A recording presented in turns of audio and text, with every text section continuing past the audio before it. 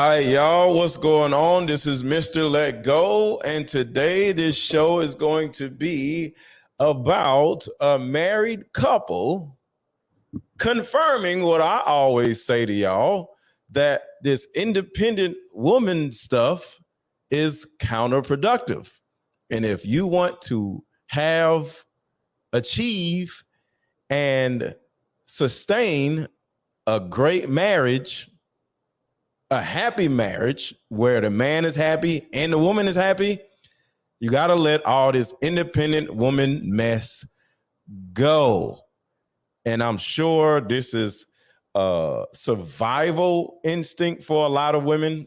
You know, you feel like the only way you can actually survive out here in this world is to be independent, but you're not going to thrive being independent.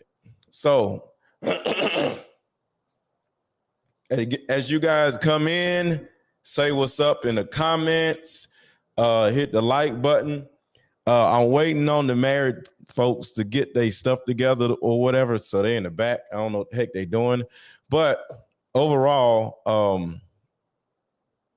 it gives me an opportunity to talk to you guys about the independent woman stuff all in the first place. And if you guys can hear me, if you can't, like, because they couldn't hear me. So let me know if you guys can hear me, because I had them up and they couldn't hear me. So I just want to make sure y'all can hear me and it's a them thing and not a me thing. What's up, Stan? What's going on? So can y'all hear me? I want to make sure before I get started. Is my audio good?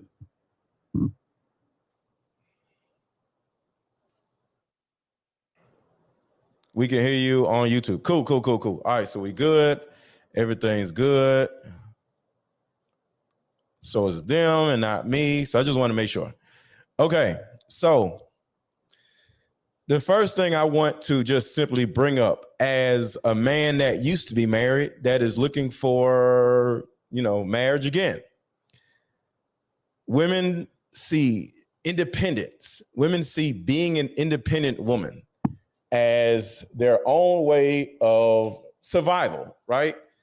When you're in corporate America, you feel the need as a woman to be masculine, talk louder, or, be a little bit more demanding or whatever.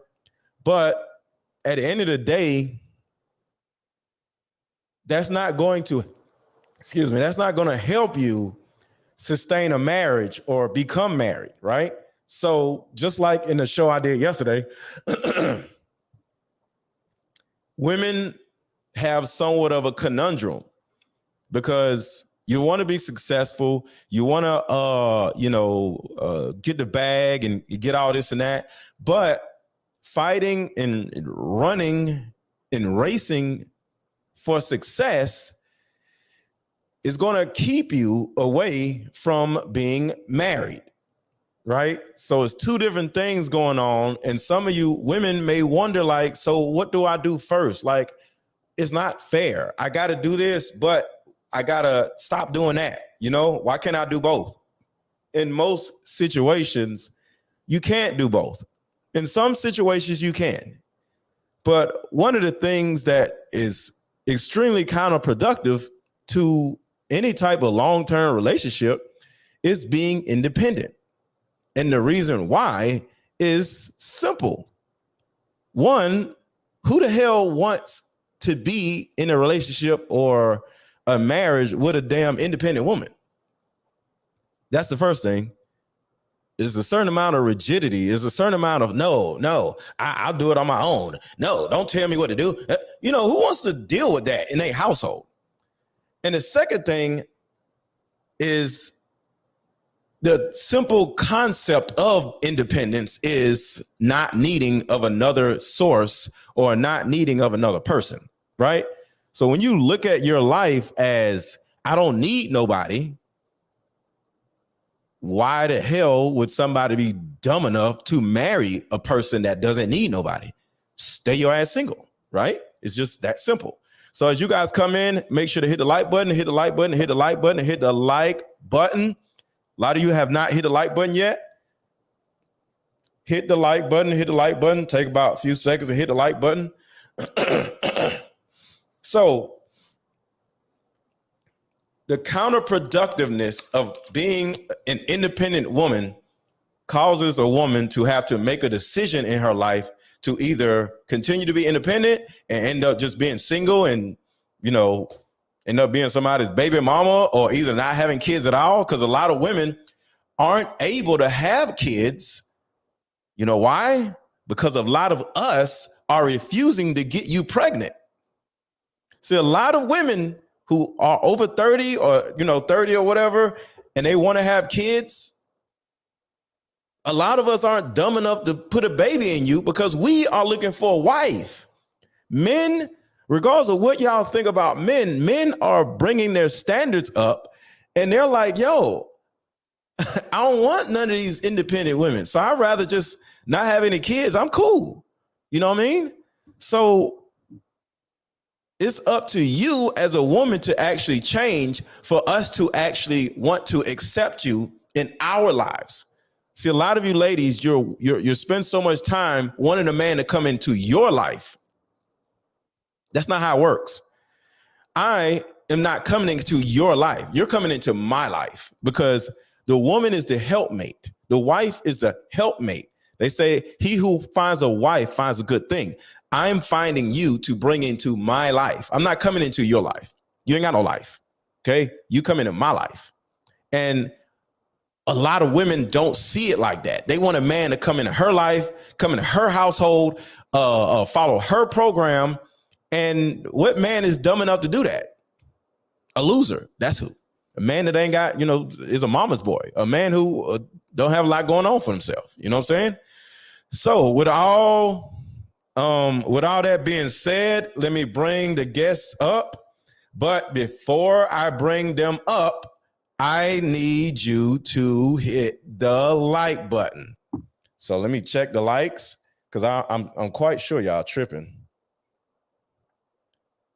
Where are the likes at? So we'll start the show once you guys start hitting the like button. Let's see. Okay. Yeah. Give me 20 likes and I'll bring the guest up and we can get started. Drink me some water while y'all hit the like button.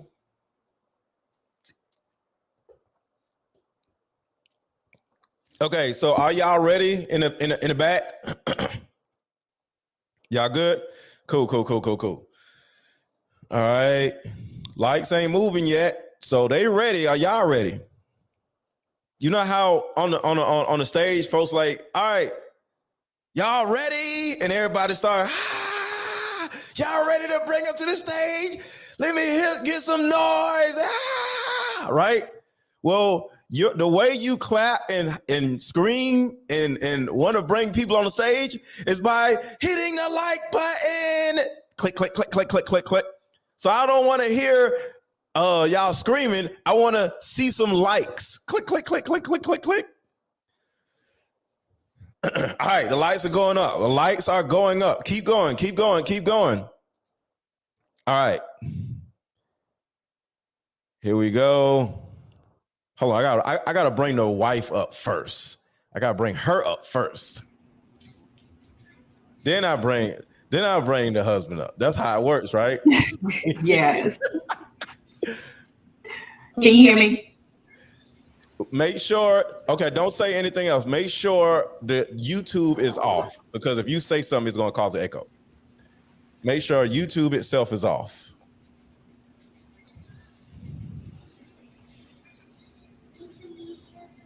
Turn all music off, turn everything off. Because I hear some kind of music or something in the background.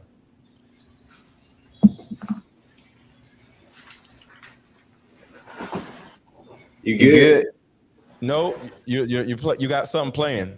You got music. That's the kids upstairs. These mics is really serious. He's texting Nanny right now. Whoa. Okay, that's the issue. Y'all both sitting next to each other, right? So, okay, one of y'all say something, just see what happens. Mic check. Yeah. Okay, so just go on hers or she go on yours. Since y'all, or either go into different rooms. Okay, what? You want to start? You start off and then I'll go to another room. Yeah, just take your phone in another room. You good? Because if y'all are sitting next to each other, one of y'all heads are going to be like halfway like that. You feel me? Right. So somebody just go in another room. Cause I know y'all got a big old house, so go on to the east wing. All right, cool. Well, you want to keep me out the chat, and I'll come back. All right, cool. All right, that'll work. All right, boom. So, all right. So while he does that, introduce yourself. Okay. Wait. Why the screen change? Go back to what? You did something. There we go. All right. So introduce yourself. I am Yolanda Penn, one half of Marriage by Design, and we created Marriage by Design back in 2016, and we started launching stuff to help couples move forward in their entrepreneur marriage, working as a couple. We were often asked, how do y'all make it work? And so we spoke on several different stages on how to make it work as a couple, and without killing each other, stuff like that. And so we saw a need for it in the marketplace, and it blossomed into Marriage by Design because we saw that people weren't designing their marriages. How long have y'all been married? We've been married almost 16 years in 16 years. Yes. So that's the thing. And y'all are friends of mine also. You know, I've known the Penns for a few years now. You know what I'm saying? So, James is my guy. And of course, you're his sister since you married to him. You know what I'm saying? Right. So, one of the things we're going to discuss today is the thought process of a woman walking around being this independent woman wanting to get married, right? And we got a little smoke for you independent women because I'm tired of y'all run around. I'm independent, and then at the same time y'all turn around and say, why I can't find no man, or why I can't find nobody? Because to a certain degree, it's counterproductive. One thing doesn't work with the other, you know. So the first thing I want to do is define independence, right? So everybody could be on the same page, because a lot of times what I see women do, they like to redefine the actual words that are in the dictionary.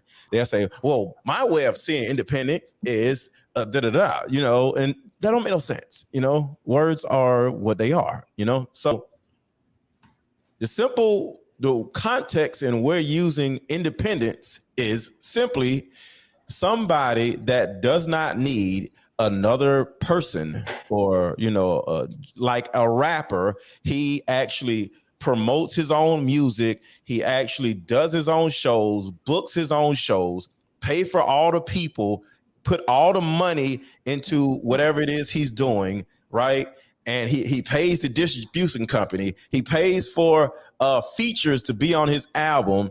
All of that stuff he does on his own. That is an independent artist, right? He does not want to be with a record label, right? So another artist who is not independent works with a record label, and the record label pays for shows, takes care of this, takes care of that. Even comes in with a lawyer, everything, right? So that is the contextual, you know, way we're looking at independence. So what do you think about that? I think that's a great definition. Tell everybody your name. You didn't tell everybody your name. Yolanda Penn. Okay, go ahead. Yeah, I know. I think that's a great definition. When we look at being independent, it's alone. It's doing it all yourself. It's taking care of yourself and not being concerned or anything else about whatever else is going on. So I do think that is a great definition and a great analogy as to what it looks like if you are independent. Are you independent? No. Okay. I would want to be independent. Right. You work for your husband, right? We work together, so you could say in the capacity I do Okay. work for him. If he needs Yeah. something done, I am his support system. And Right. so I'll say, hey, what you need done, or he'll tell me he needs something done. Mhm. So you could definitely say that I work for him. Right. Okay. That's what's up. But that's not primarily what I do. Primarily, I am a stay-at-home mom and wife. Okay. That is my majority of what I do, and I assist in family businesses as he launches them, or if he's taking on another project and he needs assistance in that, I help with that. But I definitely, we're big on building family legacy. And so we'll come up with a game plan, and I'll have different things that I do for each particular project. I may be heading up a project. I did a lot of stuff actively with my daughter, who published a book. She's 13. And so it just really depends on what we're working on at that time. That's what's up. All right. So I got James. James, you ready or no? You ready or no? Throw your thumbs up. All right, cool. All right, what's going on? What's happening, my guy? What's up? So introduce yourself, bro.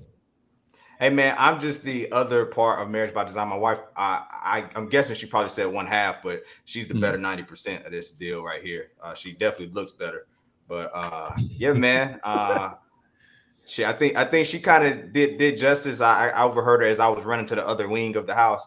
I kind of heard her, giving the kind of the background on everything about us. We worked together. We built together, team build together. We married young, built together.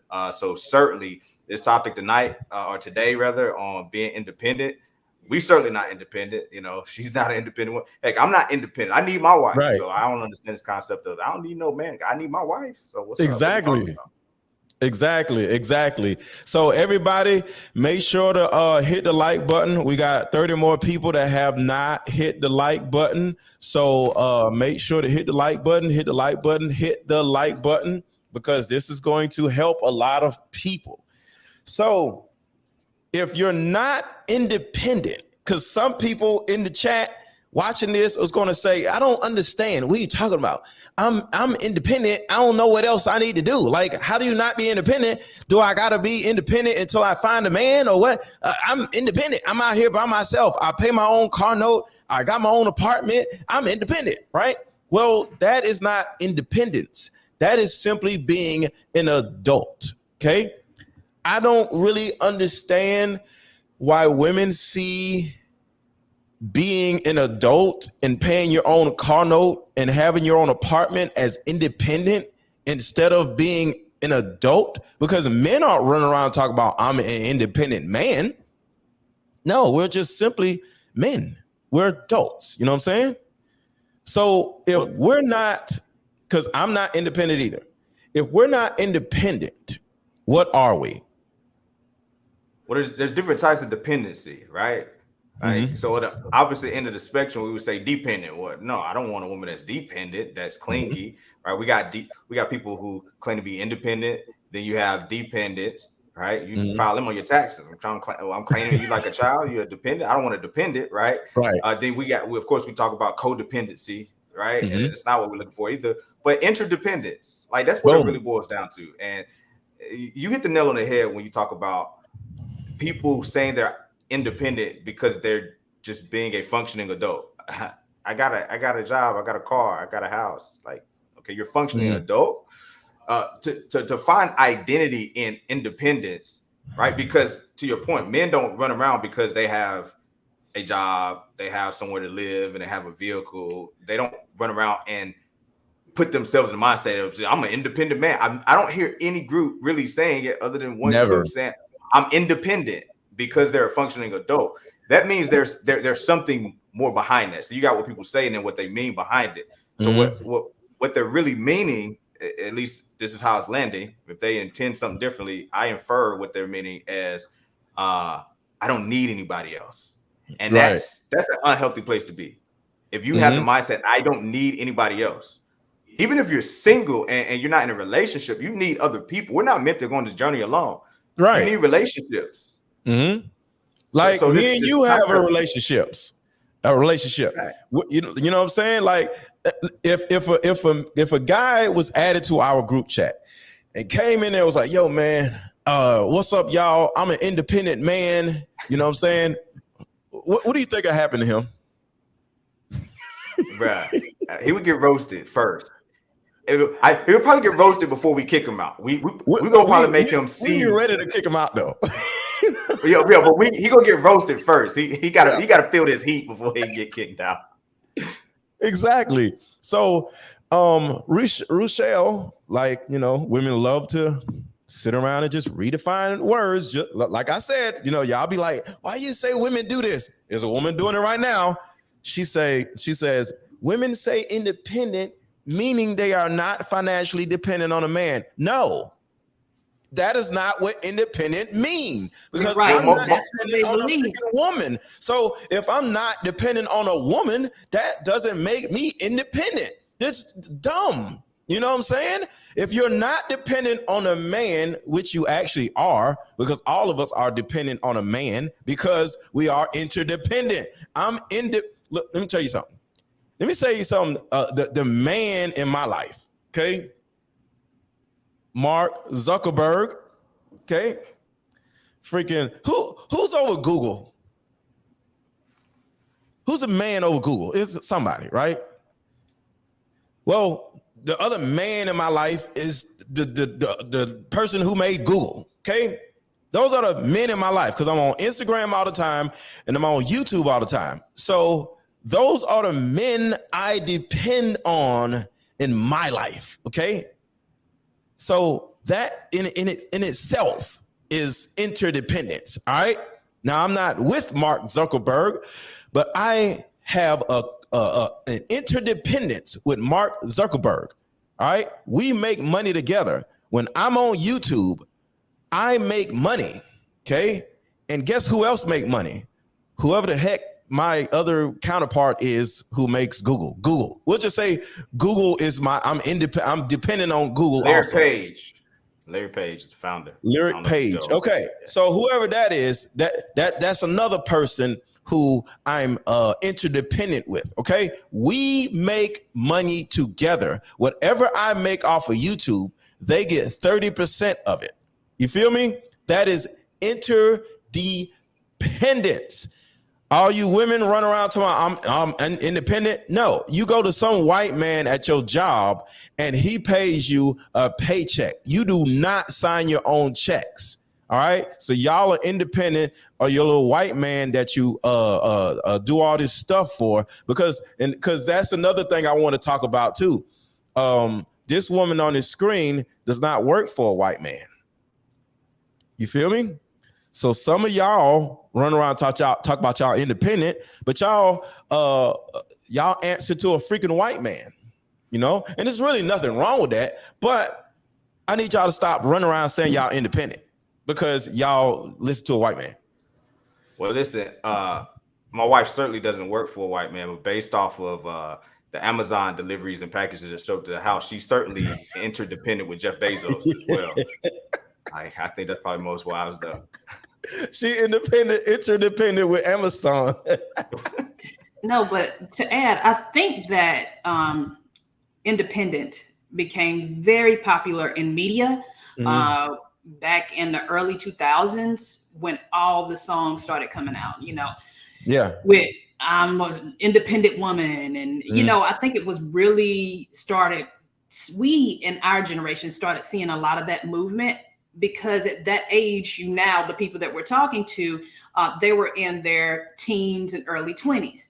And so you have a whole movement of women that have grown up hearing independent women, throw your hands up, you know, or way back in the day when the songs came out, you know, if you can't pay my bills and all this other kind of stuff. So it's just been a negative, just in media, just a negativity on being dependent or interdependence. It's just been horrible out there.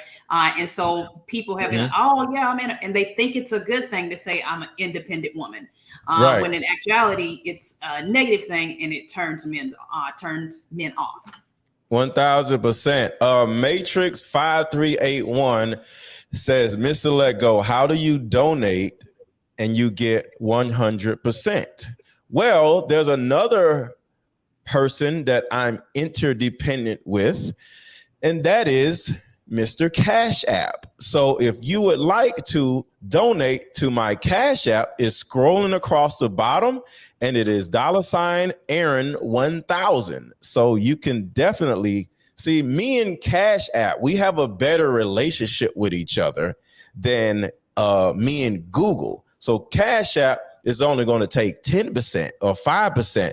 So if you want to donate right now to the channel, you can either drop Cash App, which is Aaron1000, or you could drop a super chat right here on YouTube. But this is a perfect example of how you can donate to your favorite influencer or whoever is on YouTube or Instagram by the push of a button, instead of coming to my house and handing me the money, right? Which makes it where we are interdependent with Cash App and YouTube. All you got to do is hit one button, type in the number that you want to donate or share, and boom, I just got your $100. Hint, hint, $100. You know what I'm saying? So that right there is a Benjamin perfect. Franklin, another white man, huh?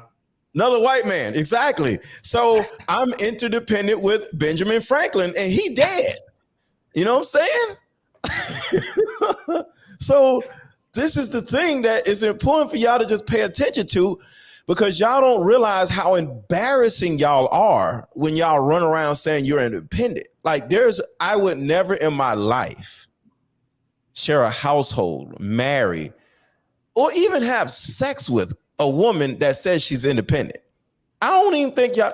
Come on, let go. I don't know, bro. Right, you might be going too far. Right. Depending on how fine you are, I might have sex with an independent woman, but I'm never going to share a sandwich with an independent woman, because I'm be like, why you need some of my sandwich? Gotcha. I know you, so I'm just saying. Can you imagine an independent woman saying, "Hey, can I have some of your sandwich?" You're independent. You don't need any of my sandwich. You know what I'm saying? What are you talking about?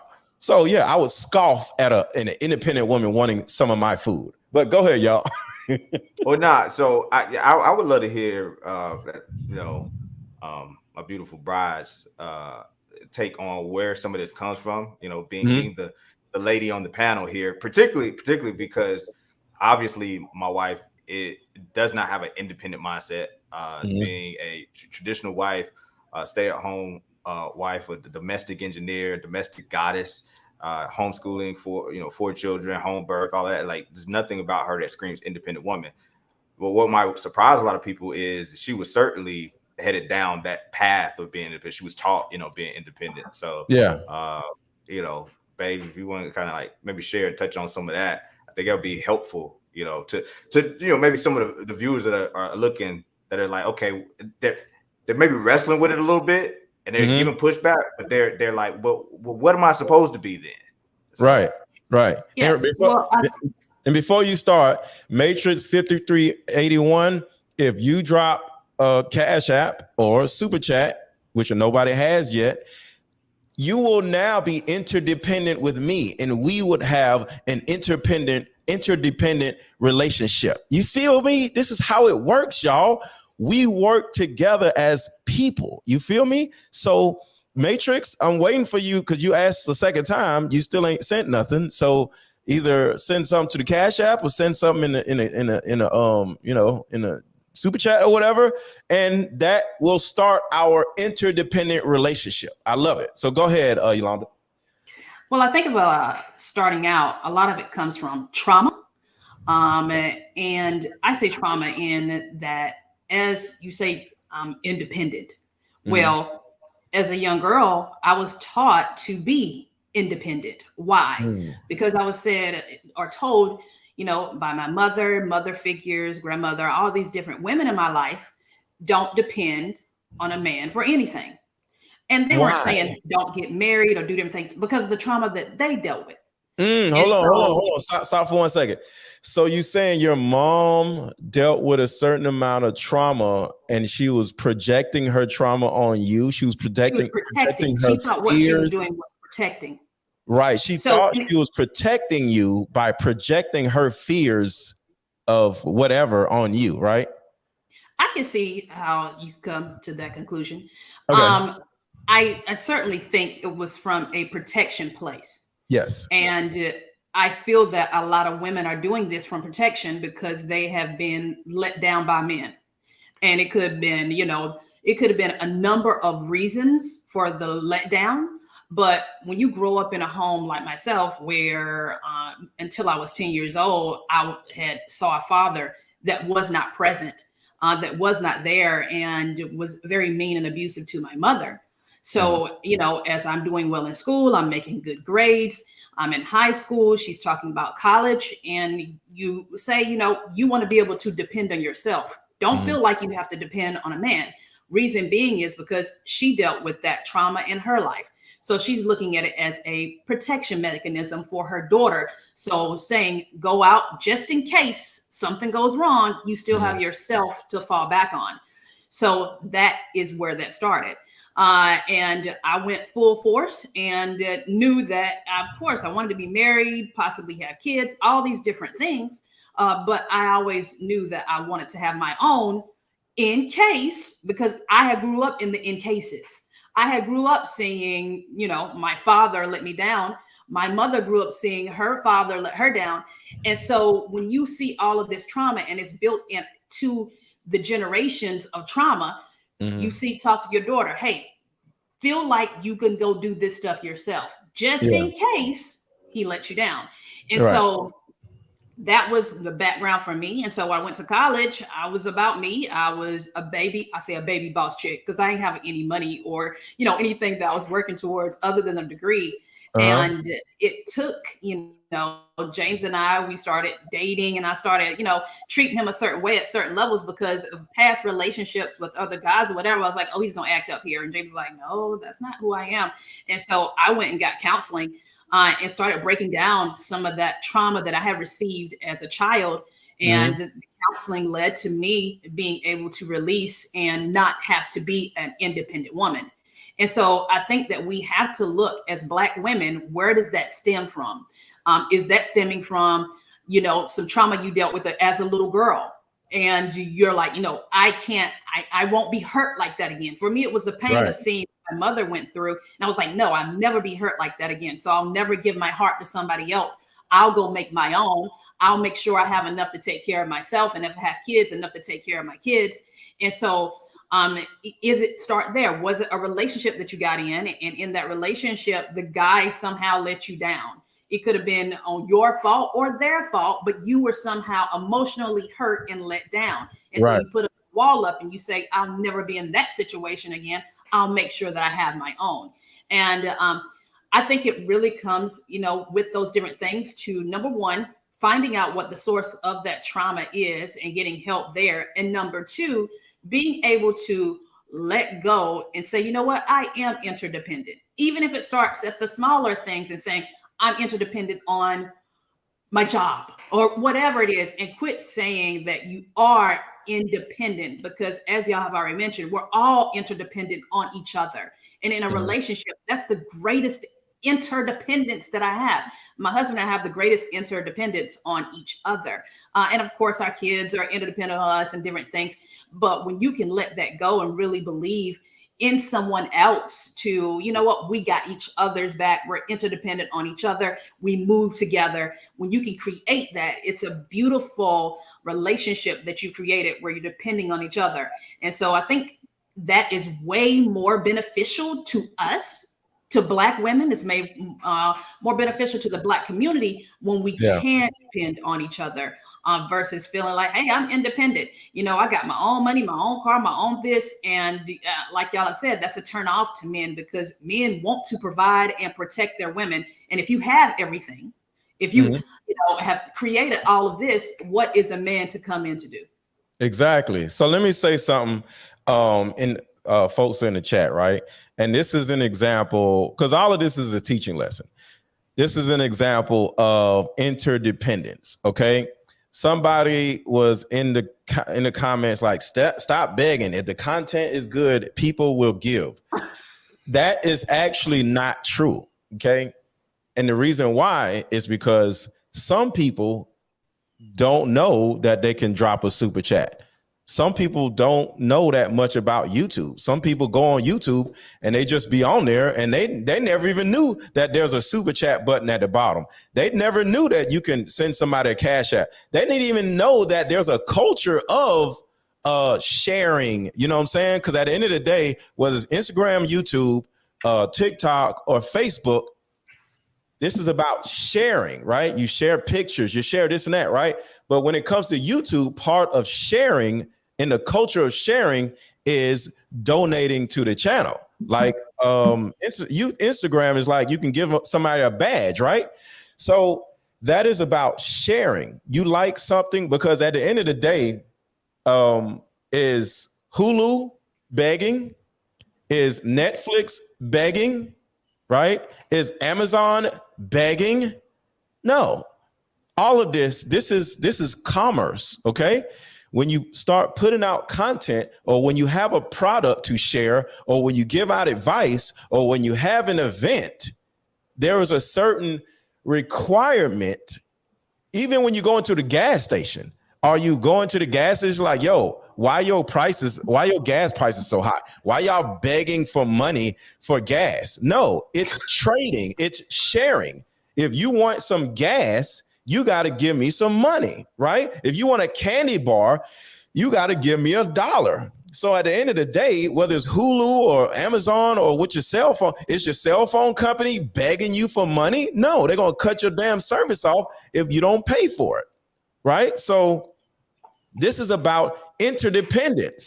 We all get paid either by us selling a product, or we all get paid by working for somebody that is selling somebody else a product. Is your boss begging? Are you begging your boss for your paycheck No, this is commerce, okay?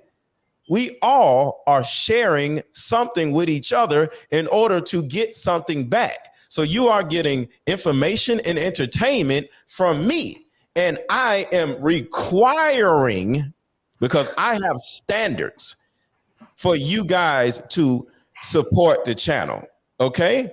Because to a certain degree, that is a part of what we call in the sales world asking for the sale. I used to sell cars. If you don't ask for the sale, which is not begging, it's a requirement, because I'm giving you my time to show you this car and show you the benefits and features of this car. That is not me begging for your business. That is me having a requirement. So what are we going to do? Are you ready to buy the car now, or do you want to think about it, or what? So I just wanted to answer that. There is no begging in commerce. You know, at the end of the day, there's a price to do everything. There's a price to get a woman. There's a price to get a wife. There's a price to get a man. You're going to give up something. You know what I'm saying? So I just wanted to say that, because that is a part of the thought process of interdependence. Sharing your time, sharing your money, sharing your resources, sharing your information. You feel me? So if we're sharing information with you, you damn sure you're going to share your damn money with me. All right, so go ahead. I just wanted to say that. Hey, so I got to throw this one out here. I saw a comment, and I'm just going to toss this one up for the missus here. Somebody said, as you were speaking, her mother and grandmother have experienced some difficult men. She should teach her daughter to know how to provide for herself. Now, one, we don't have a daughter. We have 3 of them. But you hear that, babe? They tell you should teach your daughter to provide for herself. No, I should teach our daughters, which we do, how to find a man of character, how to be a person of character yourself. One of the tenets that we build Marriage by Design on is personal development. See, my mother and my grandmother were involved with men that did not have high character.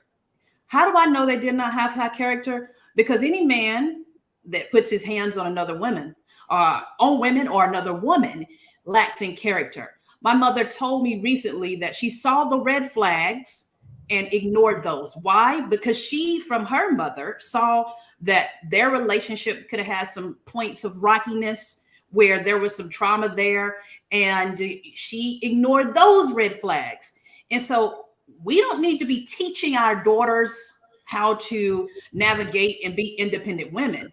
We need to be teaching our daughters how to find men of character, how themselves to be women of character. We need to teach them how to be in their femininity.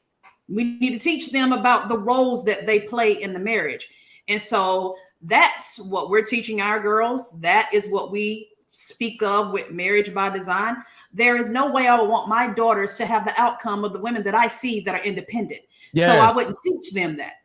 Yes. Now let me amend it a little bit. Bae, that was brilliant. I obviously I knew it would be. The other thing that I have to illuminate here and to add is my daughters, one, they're growing up learning to depend on a man.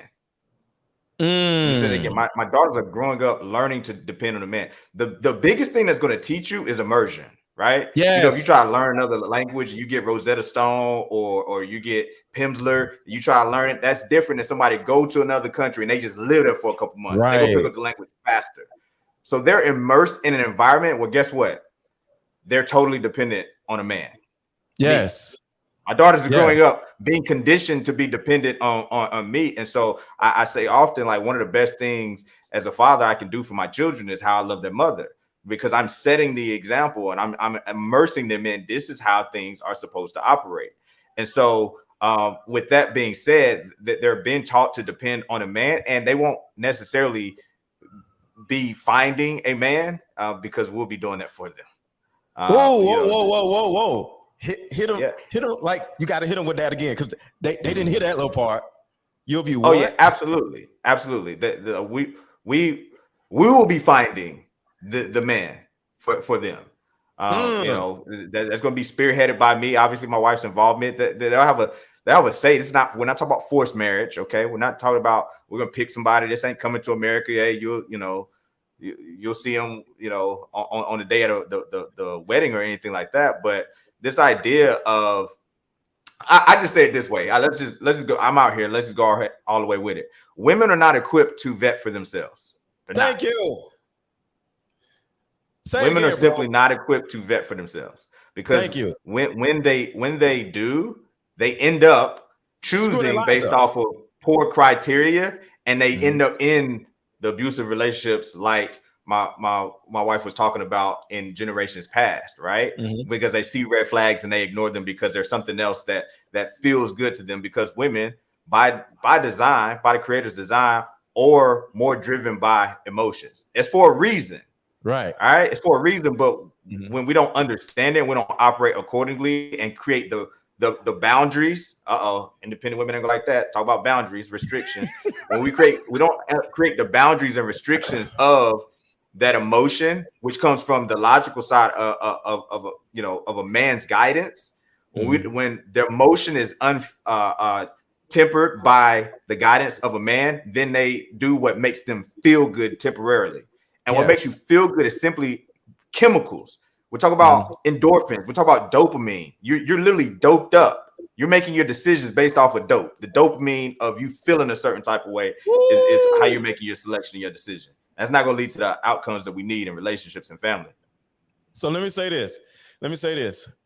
Shout out to Matrix 5381. Remember, he was saying, like, where to send the money to. Shout out to Matrix 5381 for the $1,000 cash app. I wish I had some noise. Thank you so much for the $1,000 cash app. Shout out to Matrix 5381. Somebody drop you got to get some sound effects now. Yeah, we gotta have some sound. I don't have none. Y'all got sound effects? I ain't got no sound effects. Drop some fire emojis, y'all, for Matrix 5381. Let's celebrate this person. That is so freaking dope. I appreciate that. And that is interdependence. Okay. I'm going to pay a bill because of Matrix 5381. You are going to pay my car note, sir. You feel me? And I am proud to say that, because this is about community.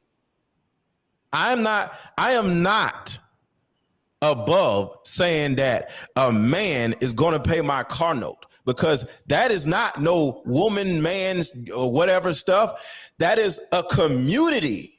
Okay. Somebody in my community is interdependent with my life. You feel me? And that is important, because at the end of the day, whoever we're selling to or providing content or products to is paying our car notes, right? If you're this is another thing about interdependence. If you're an entrepreneur, you're not paying your own bills. Your customers are. The people that you're sharing your products, they're paying your bills. So definitely, Matrix 5381, you are paying my bills, and I appreciate you. And another person that is contributing to my bills is Okay, Let's Talk About It with the $1.99 super chat. I'm going to take that $1.99 and buy something with that also. Ain't nothing wrong with lifting up your brothers. I appreciate you. Yes, yes, yes. So I just wanted to shout those folks out. Somebody talking about begging. No, this is a community. Shoot. Okay, if it was begging, if begging just got me $1,000. Y'all don't get out my face with that mess. Shout out to Nicole Marie with the $7 super chat. I had to go to college. I couldn't live with my mom or dad. My mom never spoke negative of my dad. It is extremely dangerous for women not to be covered. Can y'all explain being covered? Because some people don't even know what being covered means. They're like, covered with what?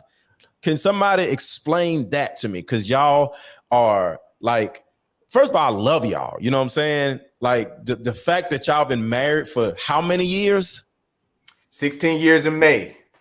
And who is the running? Because there was a competition at some point. No, it wasn't a competition. I'm gonna go ahead and stop you there. That means I have been the husband of the year for the last 15 years running. All them other jokers in the chat, they ain't even in the running. It's a fight for second place. I've been the husband of the year for the last 15 years running. That's okay? what It's I'm on the saying. internet, so it's got to be true.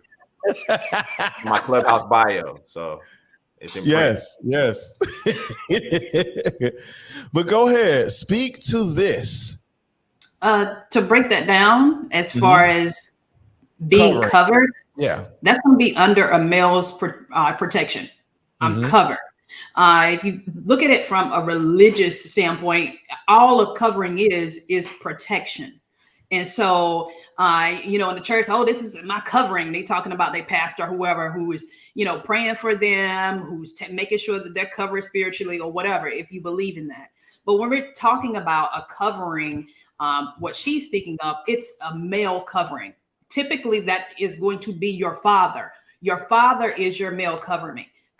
And what James was talking about with the vetting process and all this kind of stuff is my father, which should be for all women, but definitely for us, because I'm talking to Black women, your father should be your covering. Your father should be who you're taking the young men to for them to vet. Before you get interested in them, before you got your heartstrings and your emotions, you taking them early on. Oh, you want to date me? We're on the same game plan because we believe in date to marry.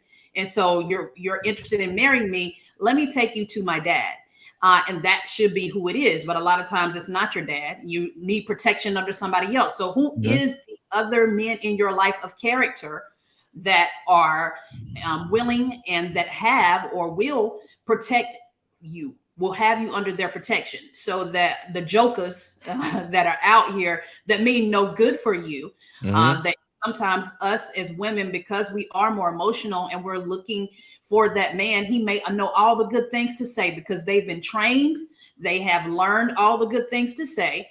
And we say, back in the day, they running lines, but it don't seem like lines. The good ones, it don't sound like they running lines, but they just said this 6 months ago to the other girl that they were dating.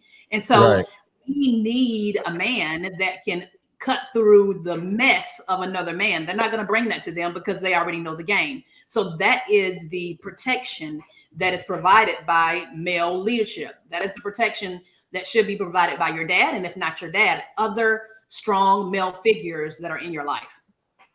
And let me say this. The same thing goes with my daughters. For years, decades, not decades, but years. Decades. Because I've been screening my daughters. I got two daughters, my daughter's boyfriends for years, since they was in middle school. Some boy like her, bring him to me. It's literally bring him to me, right? Bring me the boy. Bring him to me. And my kids will, like, one time I was at work when I used to sell cars. My daughter be like, Daddy, there's a guy, I kind of like him. Oh, okay. Well, bring him to me tomorrow. Okay. She brings a guy, or they come up to my job, and he has to come up to me and shake my hand and look me in the eye. I'm not going to grill him or nothing like that, but I want to, meet him. You know what I'm saying? And if this guy actually sticks, I'm going to ask for his phone number, and me and him are going to have a conversation. And if the guy is still sticking around, I'm going to call him up, and we're going to meet up together, and we're going to sit down and have lunch together, so I can give him and share what we do here as a family. So he'll get a good understanding of what the family requires from him. You know what I'm saying? So it's 4 stages. You come up and you meet me, shake my hand.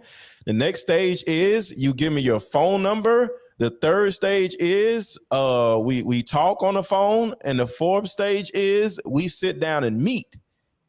Not my daughters, just me and him. You know what I'm saying? So it's certain guys that I've talked to on the phone, certain guys I just shook hands, and there's certain guys that I've actually talked to on the phone, and there's certain guys that I've actually met up with at a restaurant where we actually talked. And my youngest daughter is married to her guy, and we literally had a sit down with, and I had another guy sit down with us also, just in case, you know what I'm saying? Because one thing with him, my daughter found another me, or another me found her. You know what I'm saying? Because people say a woman is going to find or date her dad. He's just like, you know what I'm saying? So I kind of like just wanted to let him know, like, I know you are me, you know what I'm saying? And if you are me, you're gonna look at me as like, what you looking at? You know what I'm saying? So I just wanted to add another me in at the meetup, just in case if this doesn't go right, I already know what I would do. So we could beat you up if it goes crazy.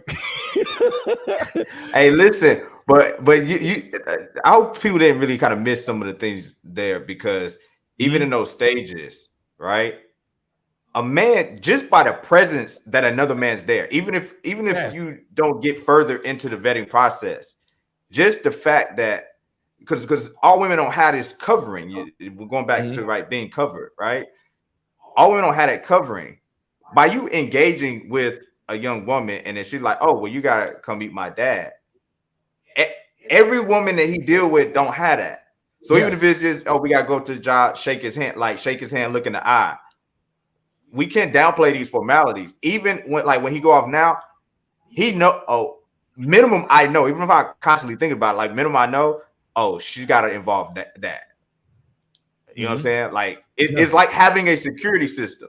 Yes. If you got the security system sign in your yard and the neighbors don't, like criminal, they're gonna be. It don't guarantee they're not gonna come at you, right? But there is at least some level of deterrent there. Yes. Let you know, hey, this is secured over here.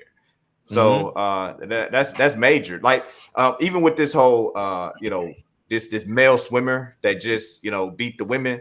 I made a post about that on social media. None of the women were covered. None of them had a security system. None of them had a dad. You know what I'm saying? So watch this. One of the comments was by a woman who was saying, "Wow, I knew it was an attack on men, but now I'm seeing it's an attack on women." And I replied, and everybody went crazy about the reply, because I said an attack on men is an attack on women, because the only protection for women is masculinity. See, they've tricked us into thinking masculinity is synonymous with toxic masculinity. Anything that's masculine, oh, that's toxic. That's toxic. But you keep trying to get rid of masculinity, and there's going to be no protection for women. Right. The only protection for women is masculinity. So you have to have women. You have to have men. I did a video the other day, and I stated in that video that women who are not married are not going to be protected by the rest of the community to a certain degree. And women who are married will be protected by the rest of the community at a higher level. You know, like if we were all out somewhere or whatever, and you went to the bathroom and we were at an event or whatever, and somebody was trying to holler at your wife and he was just all in her face, I'm not gonna go to the bathroom like, yo, bro, no, I'm gonna walk up like, yo, excuse me, we okay over here? You know what I'm saying? But if that was your baby mama, then I'd be like, well, I don't really know the relationship. This is your wife. I already know there's no need for me to wonder what James would do. I'm finna go be James because James in the bathroom. And if me and that dude gets into a fist fight, it's going to be what it is. But at the end of the day, a married woman is protected by the rest of the community at a higher level, way higher level than a typical woman. Because the thing about it is what we men have seen time and time again, it'll be a woman that's getting in an argument with some dude, right? We don't know what's going on, right? And a lot of times, if this is her boyfriend or baby daddy, if we go in there and try to fight the dude or this and that, they're going to end up being back together and she's going to get, fighting with the dude again the next day. Ain't nobody got time to be chasing them around. But if this was a marriage, it would be different, right? There would be certain boundaries like, all right, I can't do this, I can't do that. And then at the same time, that man, I would actually be looking for that man again, like, yo, that's your wife. What is you doing? Because y'all aren't, to be honest with you, in the Black community, a man having a wife isn't typical. So it's like, yo, y'all married. What is y'all doing? You know what I'm saying? You married this woman. Why are you treating her like this? But if this your baby mama, your girl, I'll be like, yo, I ain't got time for that. I'm not going to sit around fighting because I don't even know what y'all doing.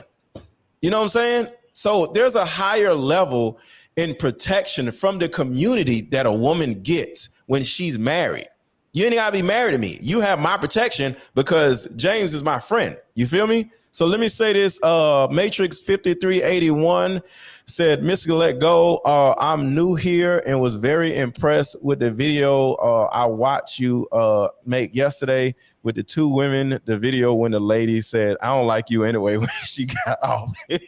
I appreciate you being a part of this community. I appreciate you. But yeah, yesterday's chat was hilarious. But go ahead, y'all. I see some people saying, why you feel the need to find your daughter a man? This is it's the culture they don't understand.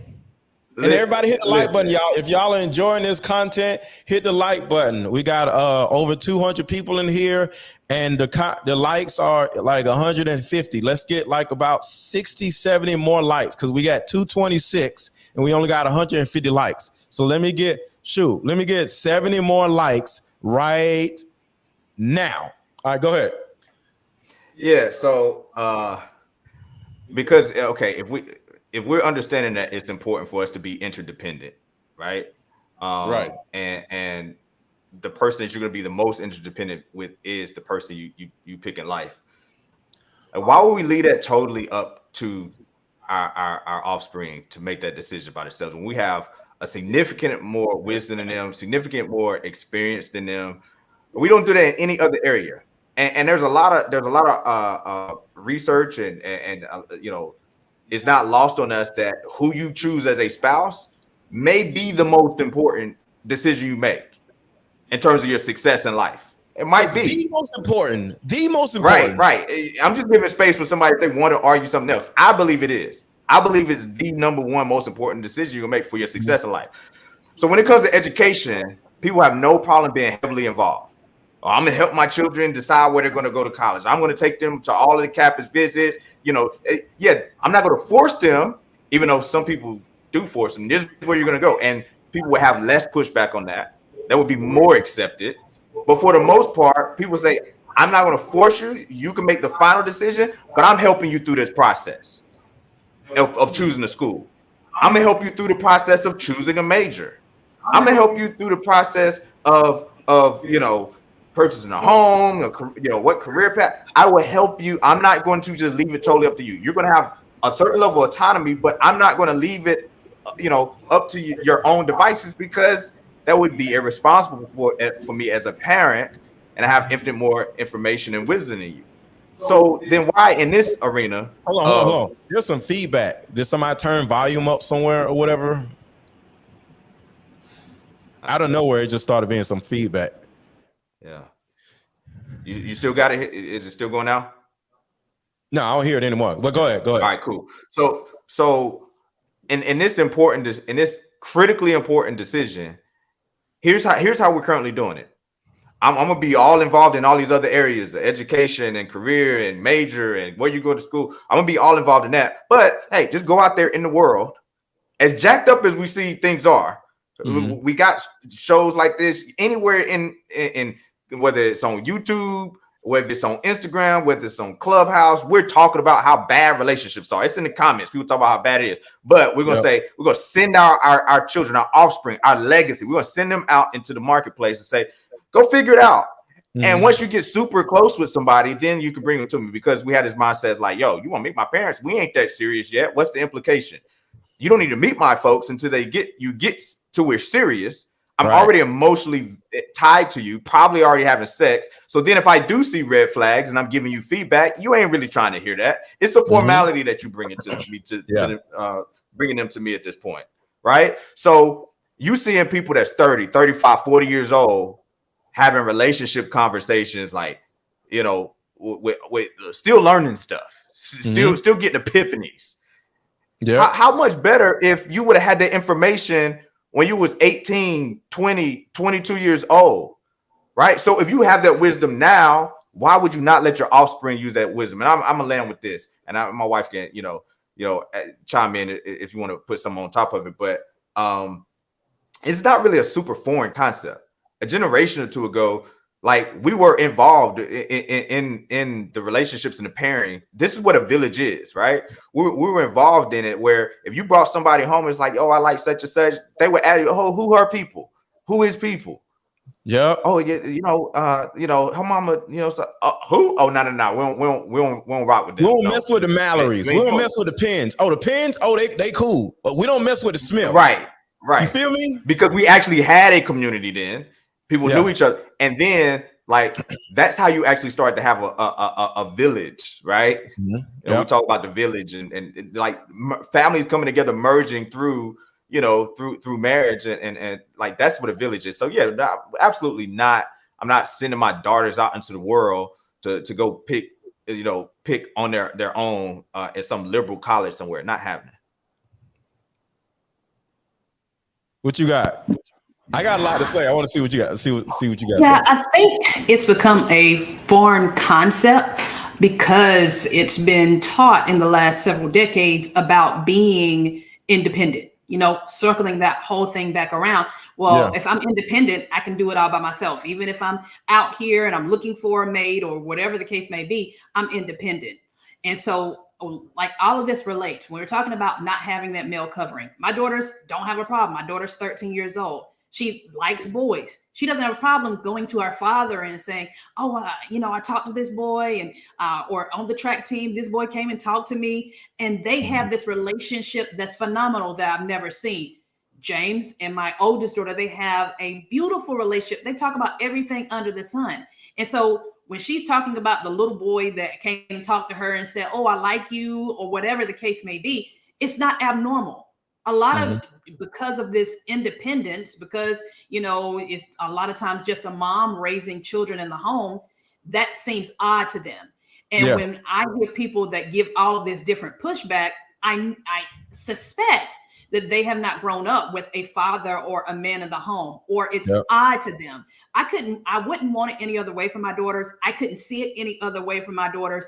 And so to me, it's just normal. It's normal to have, James be involved in whoever the boys are that are liking our daughter. And honestly, we are, at every age, we see families that we connect with, because it's not just about them.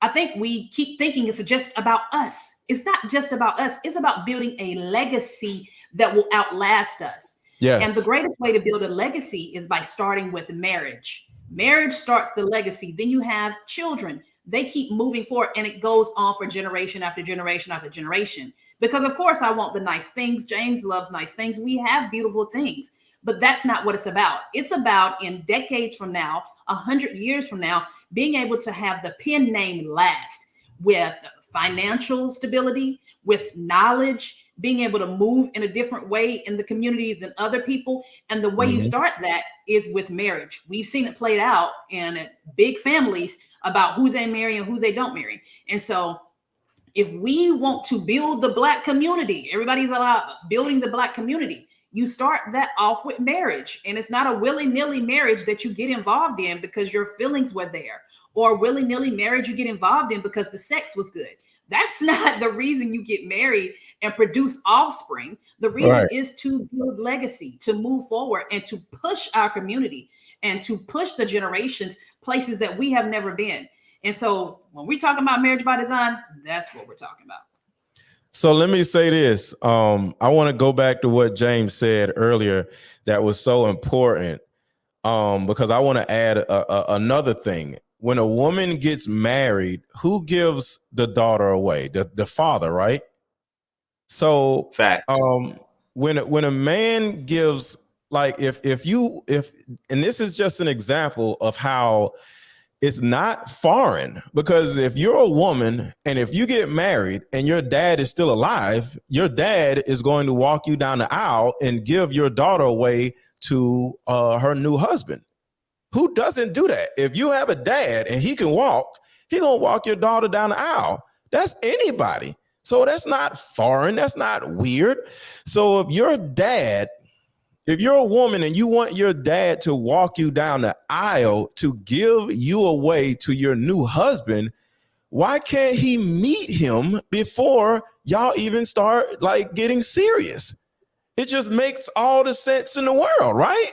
So when James said about how your parents, mother or father, whoever is, like in your business when it comes to what college you go to, when your mother or father is in your business about, what majors you take when you go to college.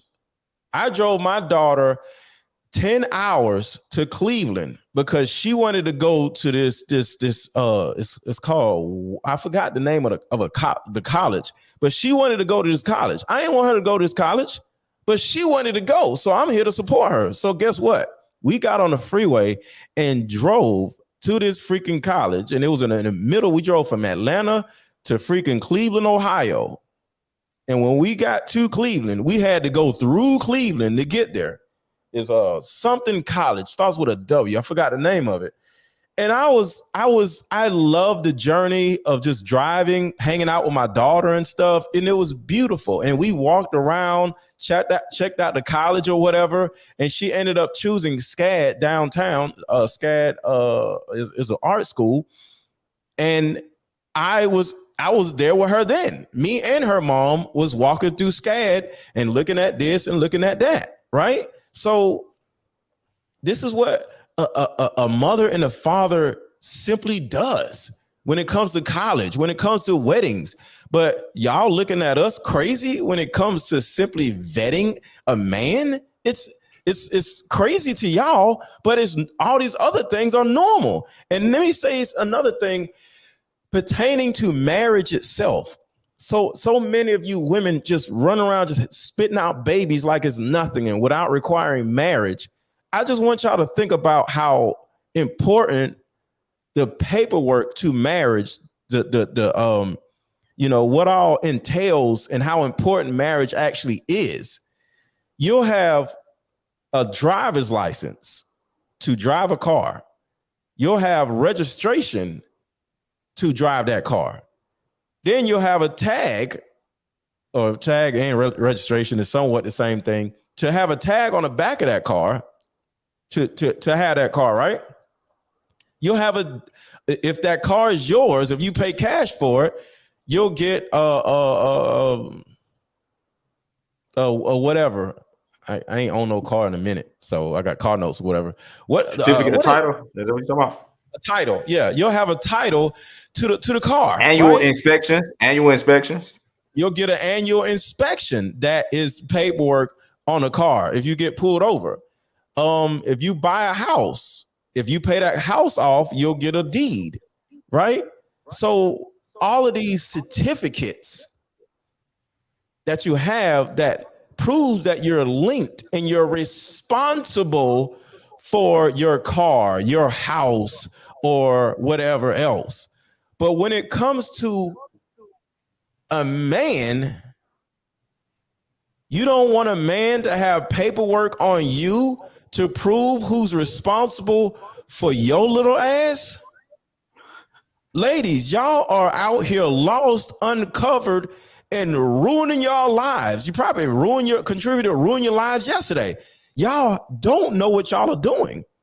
Literally. And I'm not trying to be funny. Y'all have no clue on what y'all doing, because you can easily look at our neighborhoods, all these unmarried baby mamas, single mothers running around, your kids all out here going to jail, just doing stupid stuff, stealing cars, selling drugs. These people ain't got no man. They ain't got no daddy. So just the way our Black communities, and the fact that we don't even have communities anymore, how screwed up, ran through, drug infested, crime ridden, you can't even protect your car, your house, or whatever, because you worrying about somebody's son that ain't got no daddy breaking in your house or robbing you or whatever. You can tell by the state of our communities that when women are in control of our communities, because all these single mothers, it is what it is, what happens to our world? Back in the day, it wasn't this bad.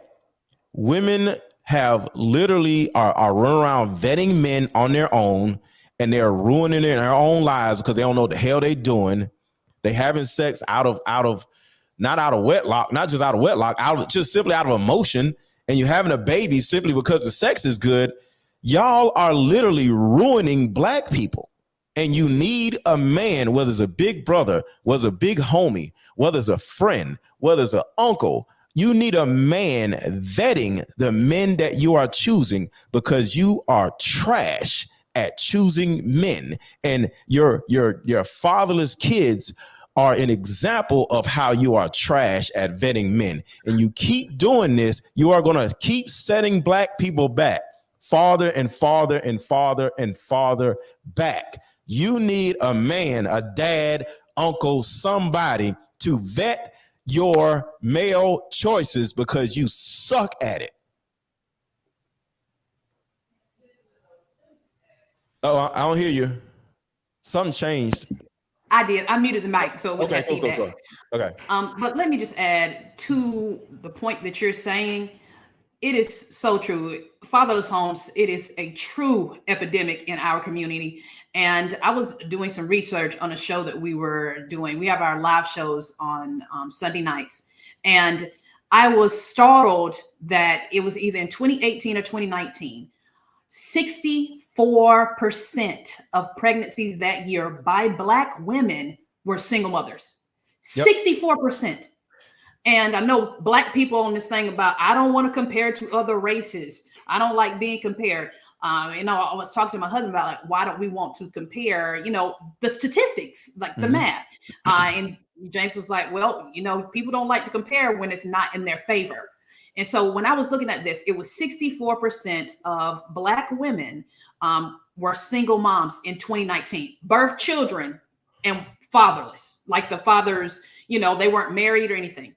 And when you look down the list, the next number, 42%, that was Hispanic, Latino American. And then it was 24% of women in 2019, the years either 2018 or 19, that gave birth. Only 24% of them were unmarried. And so when we talk about the fatherless home in our Black community, it is a true epidemic. And it just, shows in the numbers from the census or from the data that we're receiving from the hospitals where the children are being born. And we can trace that back to it being the problem of why, our community is not flourishing like I know it can. And so I just wanted to confirm what you were saying about the fatherless home and us not vetting the men, or the men not vetting the men in the women's lives, how important that is. And let me say this, Facebook, can y'all please like the video? Y'all Facebook folks are the ones who are not liking the video. I can see you. Don't what Cat Williams say? Don't you know we can see you? You ain't liking the video. So can you please like the video, Facebook people and YouTube people also? Y'all are liking the video, but some of y'all have not liked the video. Can you please like the video? And we got 244 people on here and ain't nobody drop no super chat.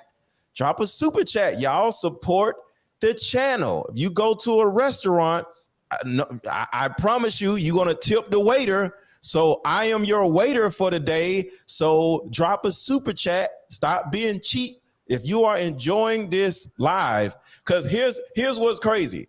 You don't need to drop $200. If 235 people dropped $1, that's $235. You feel me? So drop something in the super chat or drop something in the Aaron 1000 Cash App. Let's go and hit the like button. Go ahead, James. Yeah.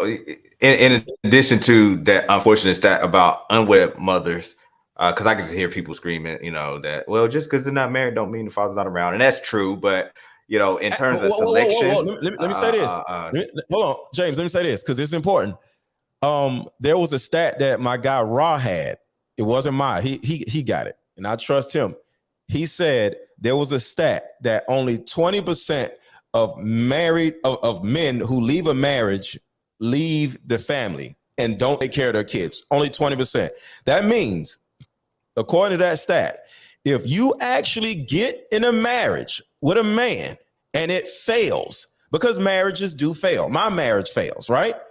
You have an 80% chance for your ex-husband to still be a father and stay in your child's life if he marries you. You know why? Not just because of the stat, because this man has shown you that he's capable of committing to something. So if he marries you, that means he sees you as somebody that is worth committing to. And if you're worth committing to, your kid or his kid is damn sure worth him committing to if y'all don't end up staying together. So go ahead. I just wanted to say that. No, that's strong. It's strong and it's relevant. So absolutely jump in on that. But here's another one. If we're talking about like selecting and when you're left to your independent choices to select, 59% of Black women have children with more than one partner. Oh, so even if we're trying to make the argument that well, just because they're not married doesn't mean they're not in a committed relationship. Well, 59% have a child with more than one partner, then they ain't with both of them.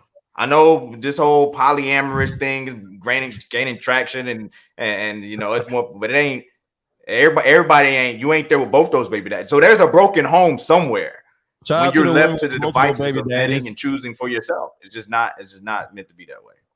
Y'all nasty. Shout out to the women with the multiple baby daddies. Y'all nasty. But yeah, I agree. Hey, so let me go back. I got to toss one more to the missus, man. I saw this one a while ago. Somebody was asking, how do you balance your divine feminine energy with receiving, but at the same time, like to grind, hustle as well? Proverbs 31 woman, I knew that was going to come up, right? Proverbs 31 woman was a businesswoman. She wasn't independent, though. She was just a businesswoman.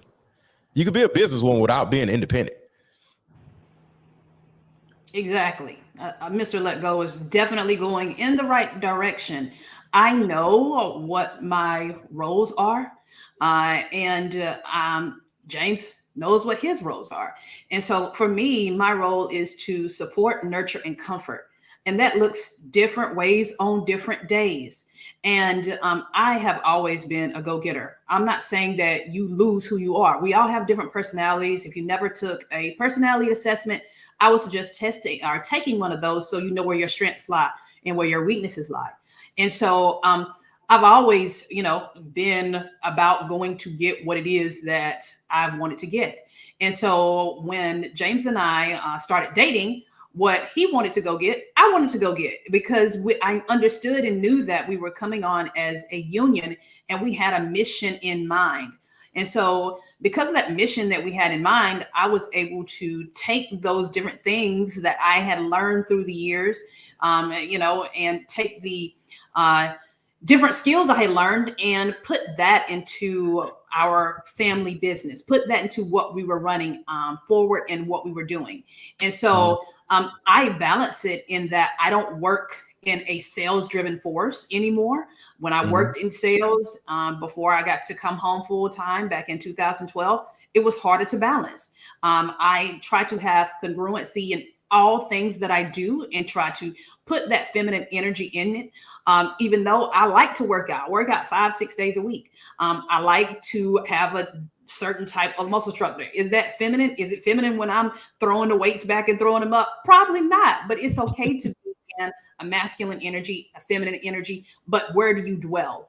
And so I dwell in my femininity at all times. Even when I'm throwing back the 30-pound weight, I'm still knowing that I'm doing this for myself, for my health, for my fitness. And it's approved by my husband by the way my body looks. So he likes the way it looks. And so, we do. We even discuss that. I'm like, he's like, I don't want to see you that muscular, but this type of muscle is going to look great on you. And I'm like, yeah, I like that. And so it's come in with the years of being on somebody else's plan, knowing that my husband is my leader, knowing that I can still dwell in my femininity because I know that he's going to protect, he's going to provide, and he is going to take care of me and the family. And so when I couple that with me being a go-getter, me being about, let's go get it. Like sometimes I'll be ready to move. Jay's like, wait, we're not moving. I'm like, okay, I'll wait. But I just be ready to go, do. And knowing that, falling under James's leadership, that it's all going to be taken care of. So I can still walk in that feminine energy, even when I'm going hard on whatever it is that I'm working towards. That's what's up. Shout out to Shannon for the $1.99 super chat. Shout out to Elim for the $10 super chat. The well-being of the family as a whole is the responsibility of the husband only, and it's in the Bible as many times over. Whether I agree with that or not, key word is the responsibility of the husband, and too many of y'all ain't got no damn husband, and that's the reason why we on here now trying to help y'all get a husband. So Elim, I can agree with you on that. You know what I'm saying? So ladies, get a damn husband, okay, instead of baby daddies, because it's just getting old. You know what I mean? So I want to read this again because it's important. The well-being of the family as a whole is the responsibility of the husband. I don't want to say only of the husband, and it's in the Bible as well. So that means y'all need to listen to Elim right here and get you a damn husband. All right, hold on. Let me see if we got any other super chats. Oh, and y'all were talking about take a personality test. There's a DISC assessment. If you guys have ever heard of it, DISC. And ladies, I'm a high D. I just want to tell y'all that. But yeah. But you gotta say what that is, man, because it just sounds. If you don't know, it just don't sound right. The personality ladies, type. I'm a high D. That's all I just want to tell y'all.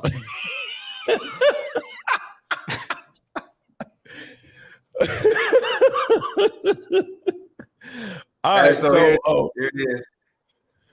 Travis in the building. Hey man, so babe, were you okay with coming home? And I'm gonna emphasize it. You were okay with coming home and just being a stay-at-home mom? I loved coming home, and the just is so funny because I do more home now than I ever did working for somebody else. But I enjoy it because I'm working for my family.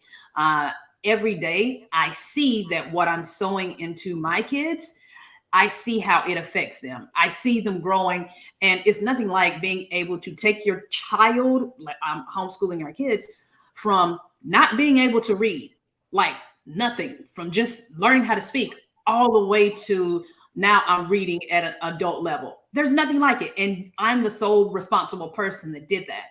It's no better feeling than being able to homeschool our kids and being able to do that. And like, you know what? I did that. That was me.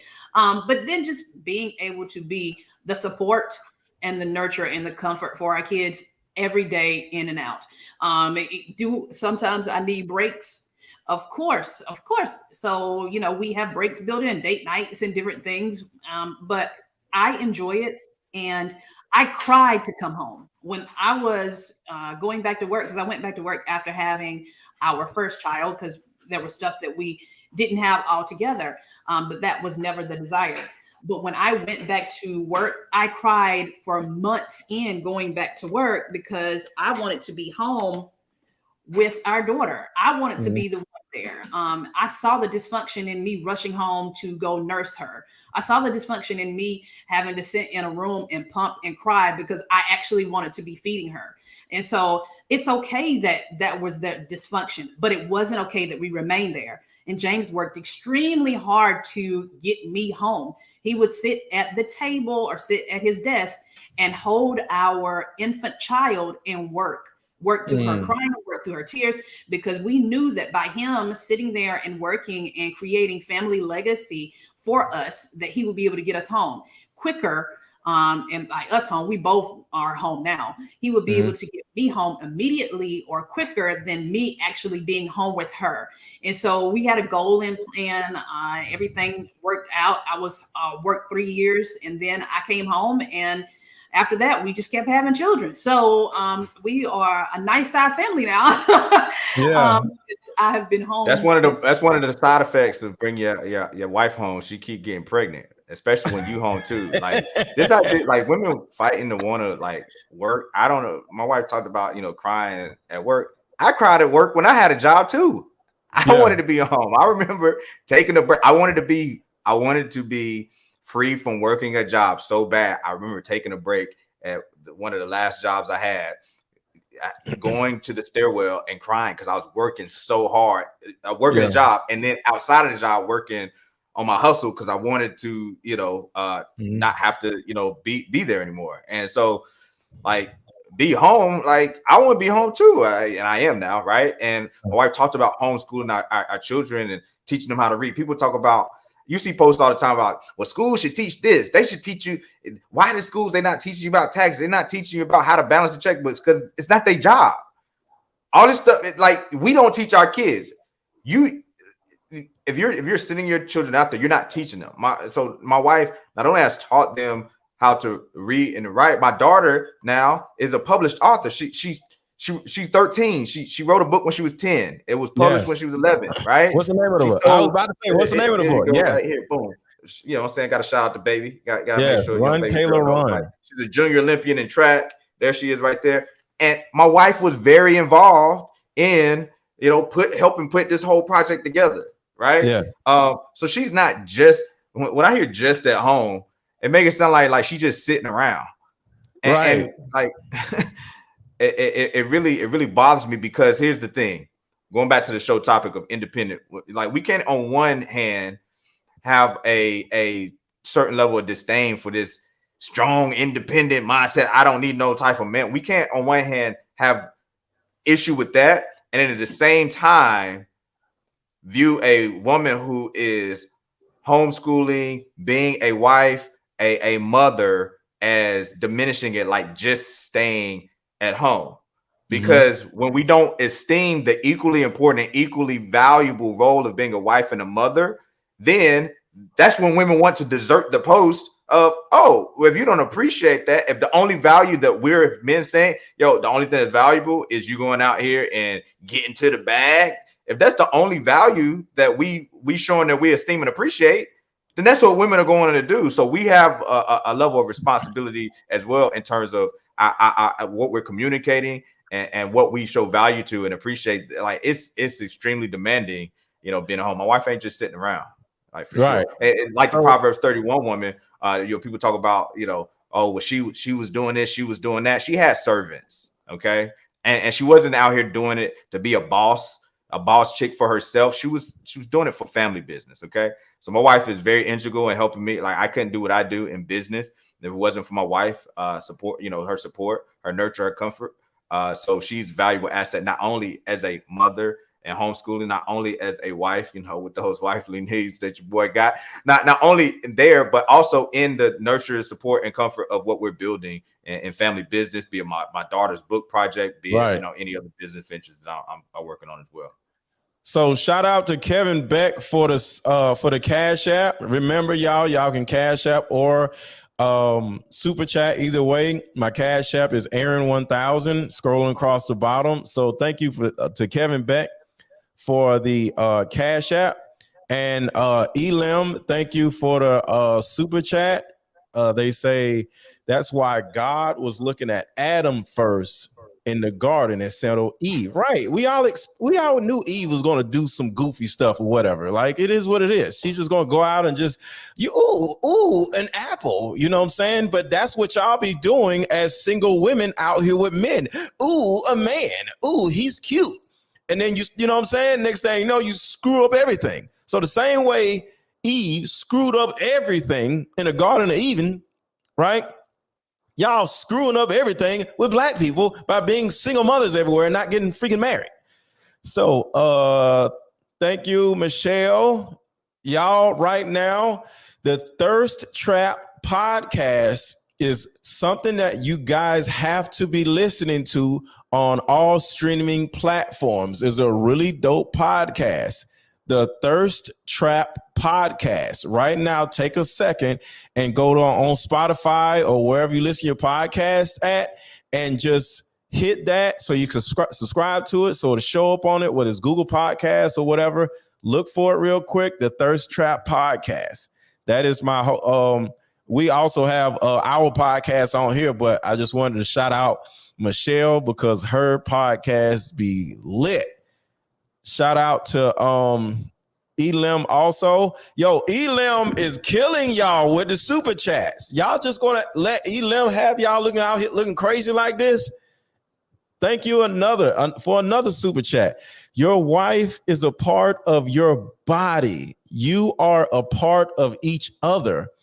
I'm done this time. No, I appreciate you. And for anybody, because the chat is starting to get a little wild. And if you have a question for any of us up here, for them or me or whatever, put it in super chat. If you have a comment that you would like for us to talk about or discuss or comment on, put that in the super chat and we'll bring it up on the screen, because I'm sure a lot of you are asking a lot of questions and having different comments, but we can't catch them all because there's so many. And of course, if you don't want to drop a super chat or cash out, make sure to hit the like button. It's all good. I just want y'all to do something with y'all fingers. Y'all sit around talking about Miss Penn ain't doing nothing at home. You ain't doing nothing at home now because you ain't hitting the like button. How about that? All right. Y'all got anything? Any thoughts? Did y'all see any comments that y'all? Yeah. Find out. Hey, you got to put my. I just chatted from my page, so make sure you put that one up.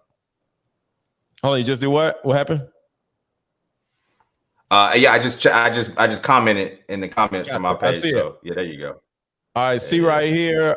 Join us live every Sunday night for our live show right on YouTube. So I need y'all to subscribe to Marriage by Design. And I ain't gonna say nothing about you not putting in the super chat, but you people, you family. So it's all good. Hey, we're interdependent. We're contributing to the entertainment here. You know what I'm saying? I know, So right? yeah, Just messing with you. I'm keeping tally of these super chats too. So we will be looking for our royalties. So I mean, you know. Go ahead, Quinn. You about to say something? I thought you were about to say something. So my whole point for this live is to let you all know how being independent, this independent woman, is extremely counterproductive. And you ain't gonna find no husband being independent, because the only man that is excited or okay with marrying or being with an independent woman is either an idiot, a fat dude, or a man that has mommy issues. So if you want one of those three men, continue to be independent. But us good-looking men, the men who actually, their beards connect, like James, or men who are good fathers and who make good money.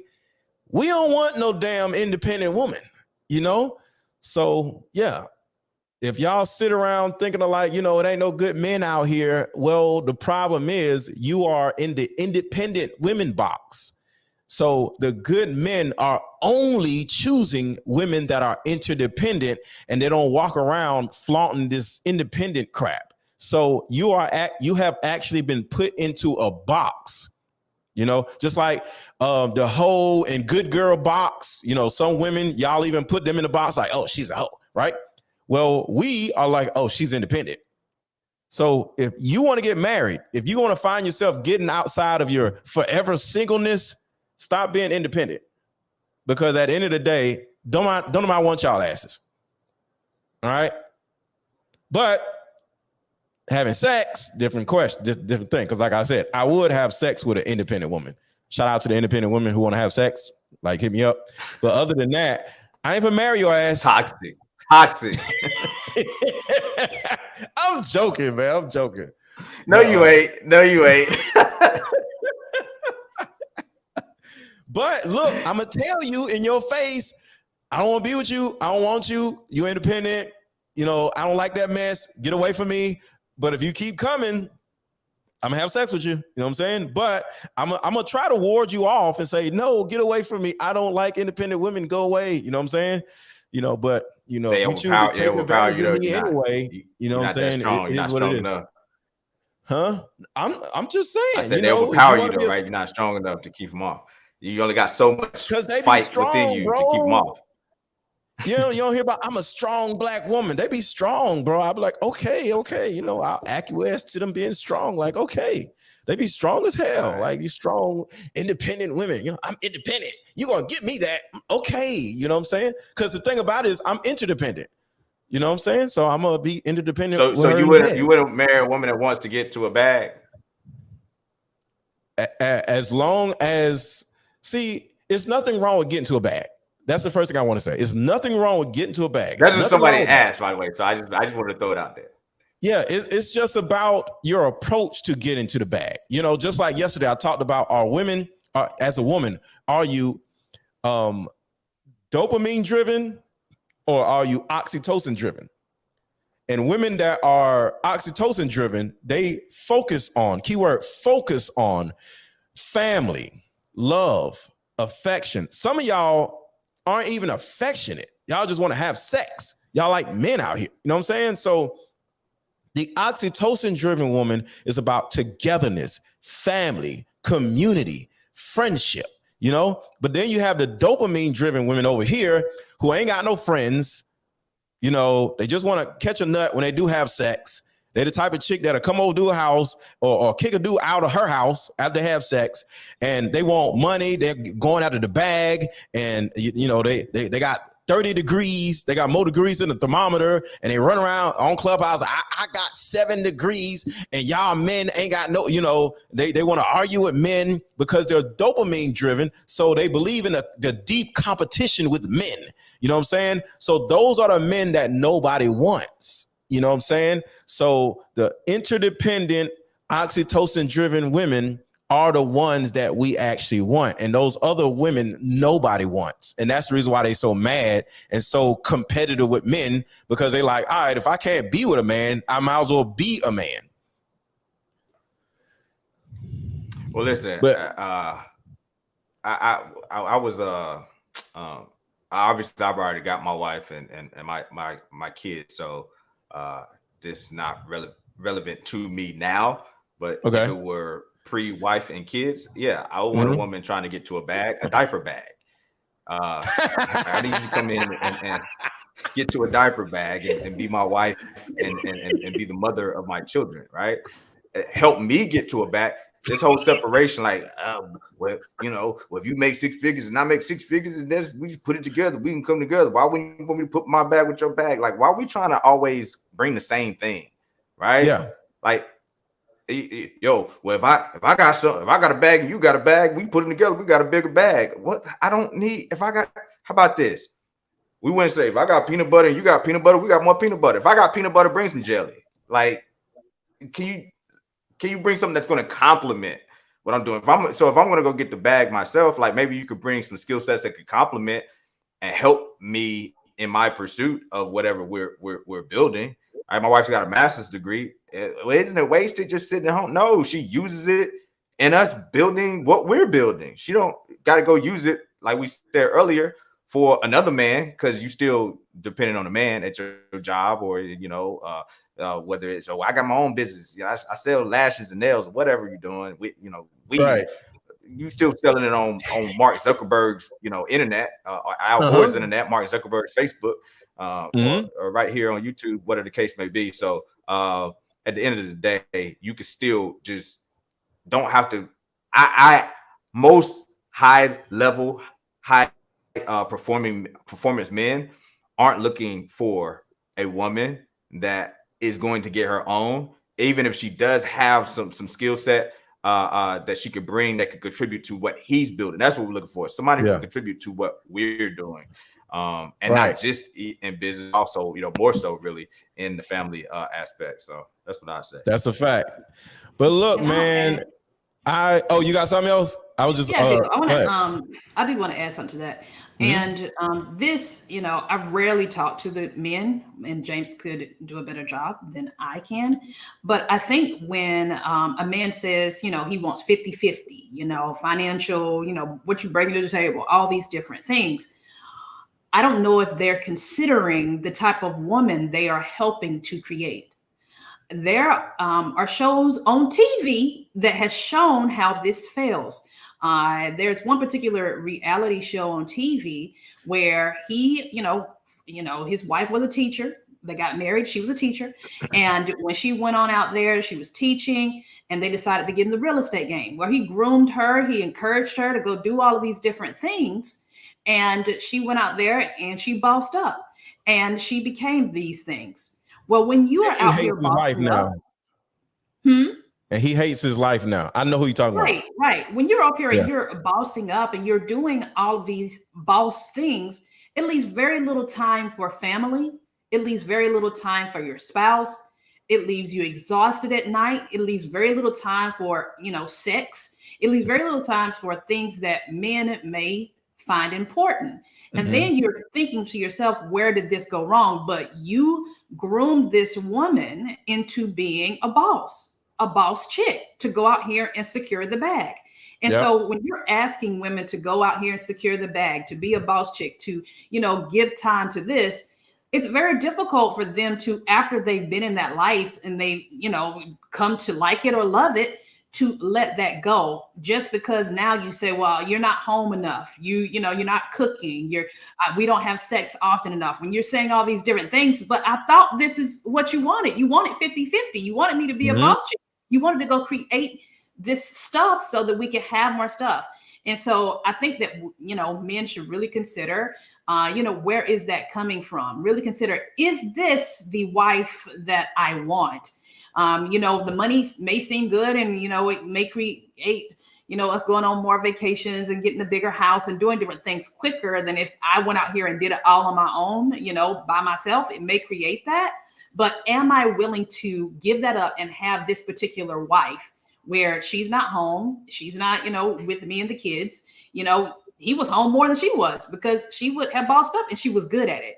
So when you create these different things and women become good at it, and they may be better than you in some different areas, this is what you're creating. So I think men should consider what it is that they want in a wife and stop listening to modern society telling people it has to be 50-50, and decide what it is that they want and the life that they want versus just, flying by what society says is normal. Anything that society is doing that they say is normal, I try to do the opposite completely. Everything. I teach my kids that if everybody else is doing it, then it's normal, it is average, and you should do better than that. And we're going to do the opposite. Fact. That is a fact. That is a fact. So y'all got any closing remarks? I'm going to hang out a little longer with everybody, but I don't want to hold y'all up all day. I'll be on here all day. But but do y'all have any closing remarks? Because this was so freaking gold. Folks on Instagram are like, this is pure gold. So yeah. Yeah, nah. Hey, shouts out to you, man. Appreciate you, having us on. Great conversation. Shouts out to everybody who left the super chat. Shouts out to everybody with the engagement, the likes. Definitely, again, tap in with us here on YouTube. We go live every Sunday evening, with a live stream. So, I put another comment in the chat on our page, Marriage by Design. Y'all can just, tap that and link in with this. And listen, we're just all about helping you, actually implement, right, and design this marriage by design, not a marriage by default where you just been with somebody for so long. And I guess the next natural progression is for us to just get married. That's marriage by default. Be designed, be intentional about it, right? All about personal development, working harder on yourself than you work on your marriage. And then equal importance, but not equal roles. We're about a traditional setup where, as a husband, my role is to lead, protect, and provide, and my wife is going to nurture, comfort, and support. And so when we have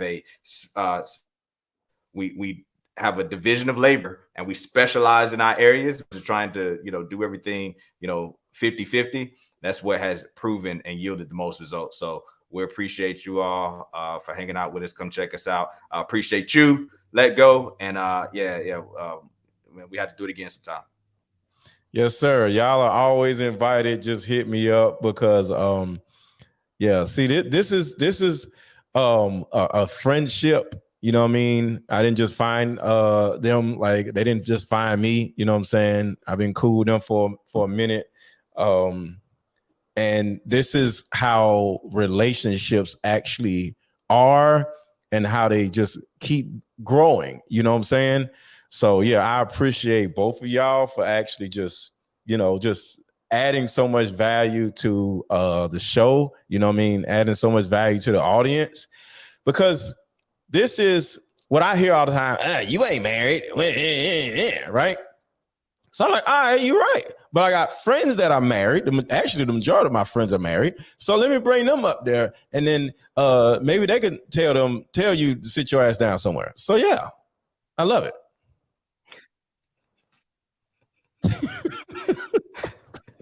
All right, well, we're gonna get you married again, though. Yes. So you make sure you tune in too. Yes, I'm tuning in too. I'm trying to find a wife out here. All these independent women. Oh, and shout out to the natural hair. I'm just saying, you know what I'm saying? So I'm looking for an interdependent, a natural hair woman. You know what I'm saying? So 2010. I love it. I'm just saying. So, it's a little hard out here, man. You found you one, James. I'm out here struggling, Hey, they all independent and we wearing, bro. And I find one. You heard her talk about working out, saying fit with folk kids, natural home birth, homeschool, natural hair. Listen, man. Hey, if my wife leave me, I'm going with her. So this is to death do you part right here. I appreciate y'all. Y'all have a good rest of y'all day. All right.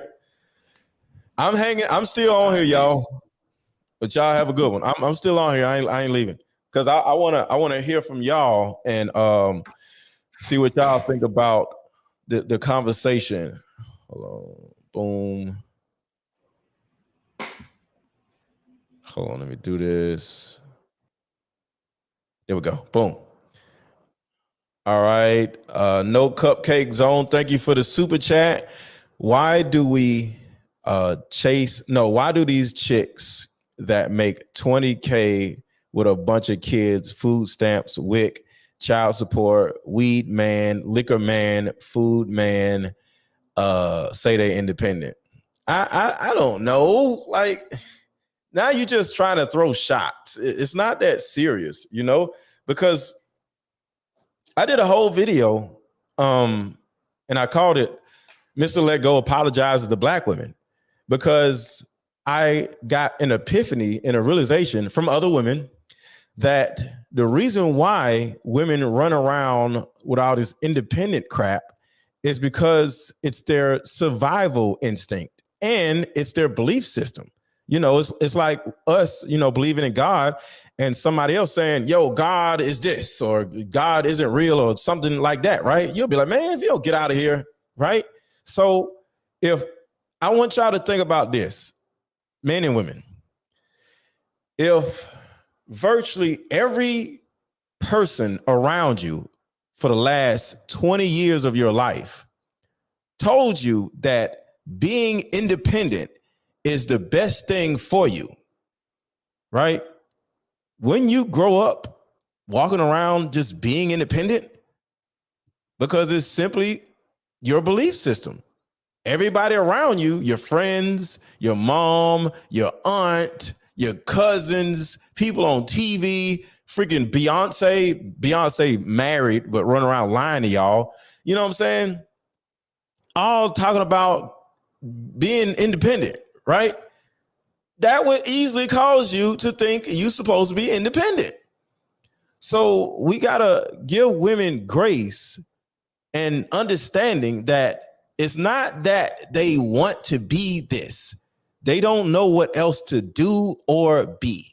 So they're independent because they don't know what else to do, you know? And that's why I'm always on here being available to y'all to share my answers and my different ways of operating that will actually help you, you know, because at the end of the day, if you ain't been able to find no man or been able to find a good man up till now, well, it's time for you to start doing something different, okay? You know, you want to keep just doing the same stupid stuff and it ain't working, do something different. And like I said, some of you don't know how to not be independent. Some of you don't understand interdependence. You probably had never heard of it before. Join my coaching group. I'll say it again. Join my coaching group. My link is under this video. You can easily just simply go to www.MrLetGo.com/join. Join my coaching group. Okay? So there's no excuse for any of you to wake up tomorrow, run around being independent all over again, just looking dumb. Because there are sources, there are people, because I'm not the only coach. You know, you could go to therapy. There are things you can do that will change your belief system that will literally help you become married. But if you don't want these things, stay independent, keep beating your head against the wall, look at dumb, and keep complaining about men to your friends until you're blue in the face. But at the end of the day, if you want something different, not only do you have to do something different, but you have to become something different. And everybody like the video, like the video, like the video, like the video, like the video. Some of you have not liked the video yet, but I appreciate the people who have liked the video, and drop a super chat or drop a cash app to support the channel. I appreciate the people who have already dropped the cash app, which is Aaron 1000. So I want to ask you all, does anybody want to come up to the show and simply share your opinion about either what depends we're talking about or the independent woman stuff? So I'm gonna drop the link for you guys to come up if y'all want to. Because like I said, I want to be available to y'all.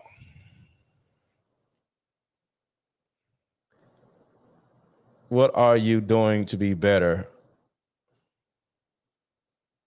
You see what I'm doing to be better in front of you. I'm on the freaking YouTube. What are you talking about? I'm adding value to my community. I'm sharing my platform with my friends. That's what I'm doing to be better. Like, what are you talking about? I'm reading books. I'm presently this evening at 8 o'clock, my coaching class. We have coaching classes Monday, Tuesday, and Wednesdays. Well, every Monday, Tuesday, and Wednesday at 8 p.m. So what I'm doing to be better is I'm reading these books. We're going over 2 books at the same time. One book is Mother Hunger, and the other book is It Didn't Start With You. And the last book we went over was what was it? What was it? You're not crazy. It's your mother. So for anybody asking me, what am I doing to get better? I'm doing all kinds of stuff to get better. Just simply having conversations with married people, having conversations with the opposite sex, being around the opposite sex all the time is helping me become a better man because I got a better understanding of women and I'm a coach of women. So it's books, women, all kinds of stuff. Hey. Hi, can you hear me? How are you? I'm well. How are you? I'm good. What's your name? My name is Lashik, but my channel, I go by Chic Say What. So I wanted to call in because a lot of what the couple talked about, I personally, in my experience, has found a lot of times when someone's involved in your setup or, setting you up, they're looking at things from a different angle than you may be looking at it. So in particular, I'm someone who's been married for almost 18 years, and my mother actually found my husband. I love it. And to me, I feel like the things she was looking at, they weren't things that I would have been looking at. And also, I'll throw out my husband is 11 years older than me. So, which is okay with that. Okay. Let me say this. I think it makes sense. Yeah. Because men don't get into their groove of life financially, or even with women, until 10 years later after women are. So when a woman is 25 or whatever, it makes more sense for her to get with a guy that's 35. If a woman is 35, it will make more sense for a woman to get with a guy that's 45. Because, guys your age aren't necessarily going to take you more seriously. And naturally, men like women younger than them. So we have more of a propensity to marry a woman that is 10 years younger than us versus marrying a woman that is the same age as us. So go ahead. So yes, so I met him. It was right before my 20th birthday and right before his 31st birthday. So to your point, he was at an age where he was ready to settle down, been there, done that. Mm-hmm. I was at a young enough age to where I always just knew just from what I didn't see in my family where people were married and things like that. So I was the first one and the only one married in my family within like a couple of generations, because I grew up with it was a lot of women, single parents doing it by themselves. So I knew that just wasn't what I wanted. So at an early age, I knew that I wanted something that I actually didn't see within my family. And then when I met someone who actually came from that, because he came from a 2-parent household with generations of family members being married for forever, that's their situation, which was the polar opposite of mine. So it worked. And he identified that my values lined up with what his was. So almost 18 years later, here we are. And I think it's a big difference because today the mindset of a lot of women, I think a lot of people have a false pretense based off of what they see on social media as far as what love or how you find a man or the values you looked at. I got with him before that was even a thing. So you dealt with looking at actually real life situations and who was really married versus who was on the internet and who was saying they were married. So it's just a lot of women, Black women, are being raised by social media, because I've said this plenty of times. Most Black women have no interaction with men at all until they're like 25 years old. There were no men in your family. And the only men in your family were either losers, drug addicts, or nasty men. Y'all know what I mean by nasty men. Your teachers growing up were all women. And the only man that you've seen that you may want to look up to in some type of way was probably your college professor, because the men you dated were trash also when you were a child. You know what I mean? Because just like with you, nobody vetted them for you, and you didn't know what the heck you were doing. So you were getting with trash men. So your mindset as a young woman, can you mute real quick? Oh, okay, let's talk TV. Somebody. Okay, we good. You good. You good. The first time you actually like get in contact with a good, upstanding man is probably when you're close to 30. And by then, you're traumatized, angry, mad. You got abandonment issues. You hate men and all this other stuff because you've been dogged out so much. Why don't you just let somebody find a man for you? Because let me say this, because I've done this before. If any of you, and I'm not joking, I've done this before to grown women, with grown women. If you have a man that you're dating, right, and you want to know from a man's standpoint, is this man worth moving further with?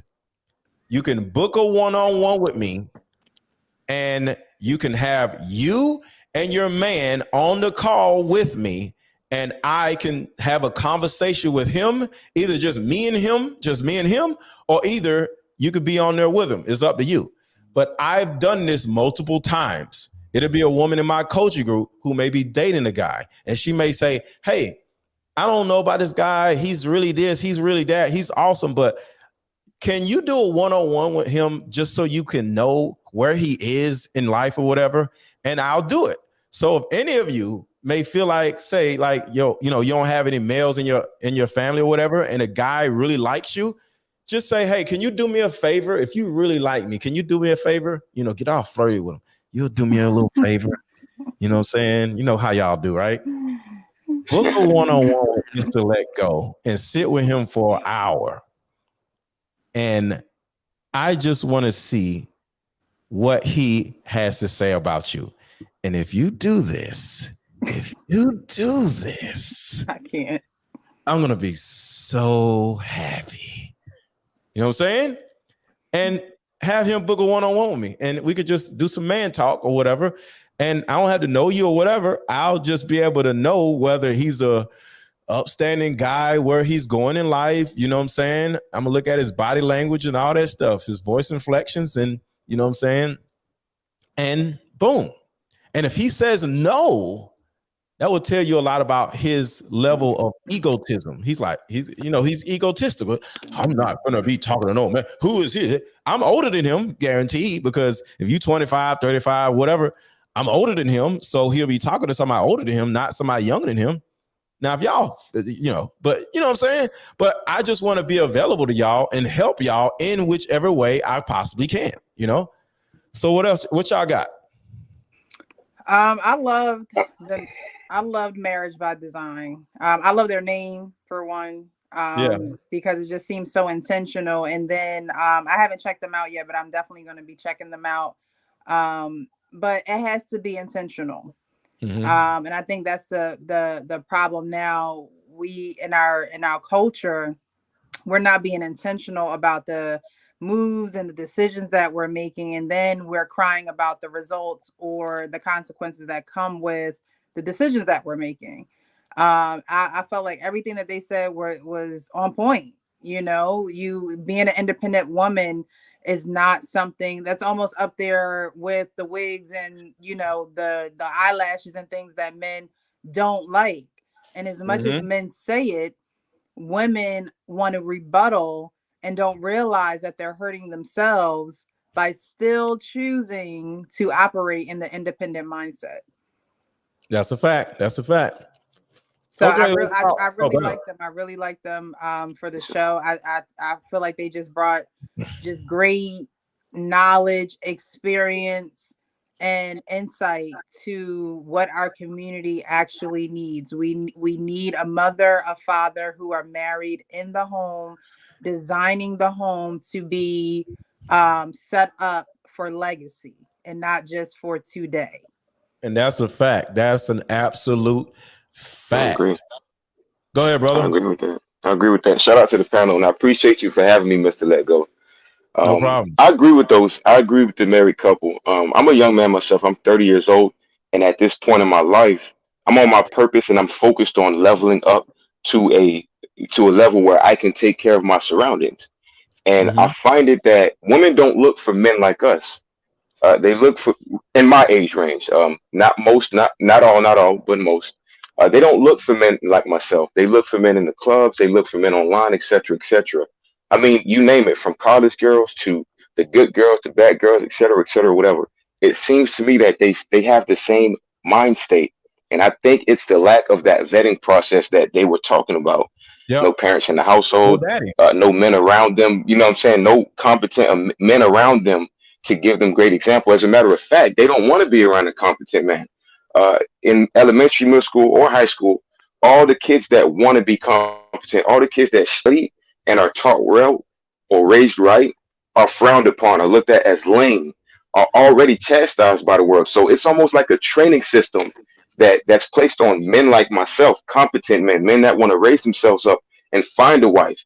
It's almost like a system in place that kind of puts us on the back burner. If you get what I'm saying, MrLetGo. Let me ask you this, because this is very important. Who can speak for you? Like who are you connected to? Who knows you? You know, because just like James was talking about back in the day, folks would be like, yo, like, who is you? Like, you know what I'm saying? Like, who knows you? You know what I'm saying? Like with James can speak for me, and I can speak for him. There's plenty of people who can speak for me. You know what I'm saying? Michelle can speak for me. Women can speak for me. I've known Michelle for some years. You know what I'm saying? So that's the first question. Who are you connected to?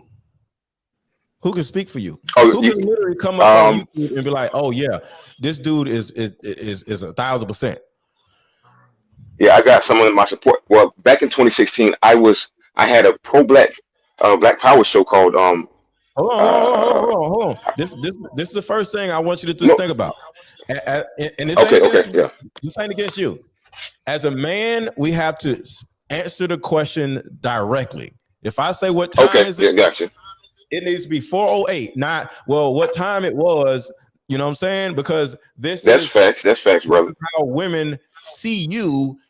Because if you like, back when I was in college, they're gonna act like that with you, and you're gonna be like, yo, why you keep talking like this? They're gonna be like, because you talk. That's like true, that. Brother.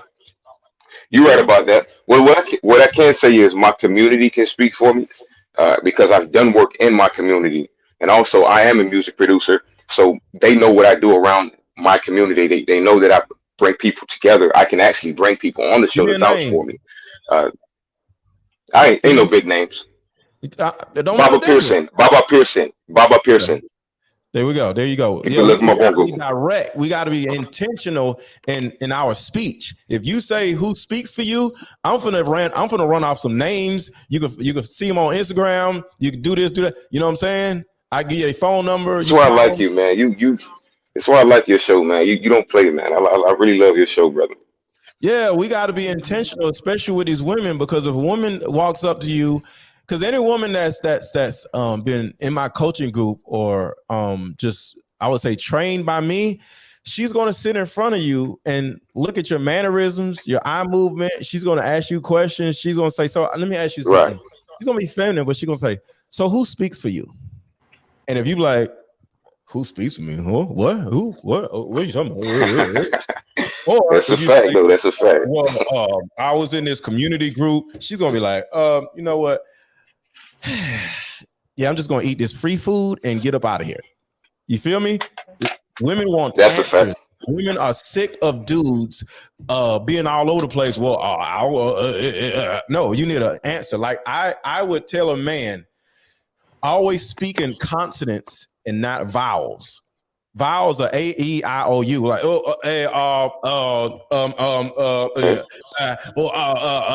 know what I'm saying? A man is gonna like, well, I do this. When I do this, or how I do this is this and that. You feel me? Right. Does that make sense? Right. That makes 100% sense, MrLetGo. I appreciate that. So Appreciate that readjustment, brother. no problem, no problem. What's going on, Matrix 531? What well, do you agree with what I said though, brother? Do you agree with what I said, like based off what I said before?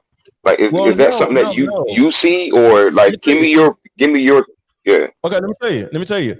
None of that matters because we don't care about what women are doing. We got to focus on what we are doing. And let me tell you something. We are going to summon whatever woman that we want once we get our stuff together, our lives together. You feel me?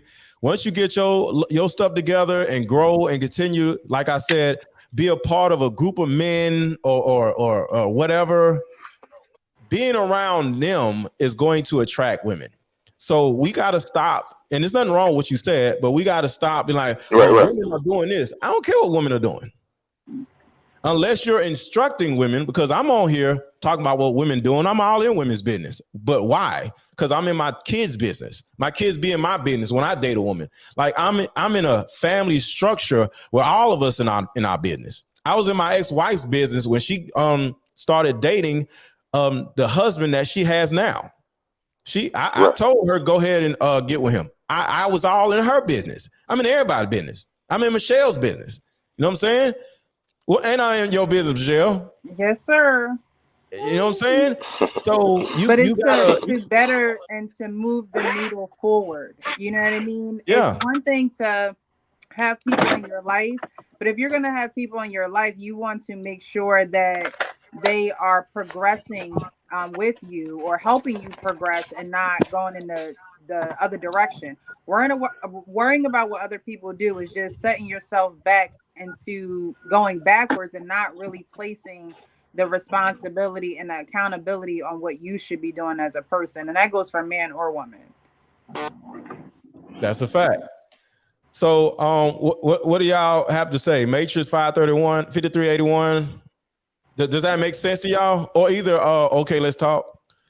Absolutely. Okay. Yeah, it sounds good. Can you hear me? Yeah, I can hear you. Okay. Yeah, it's actually sounds real good. The stuff that y'all talking about. To me, it sounds like it's even deeper because right now you're just trying to get people just to stop doing the dumb stuff that they're doing, and you're getting so much backlash for it. We still haven't even got to the point to where people are saying I do, and then after that, you got to work together to even stay in the marriage.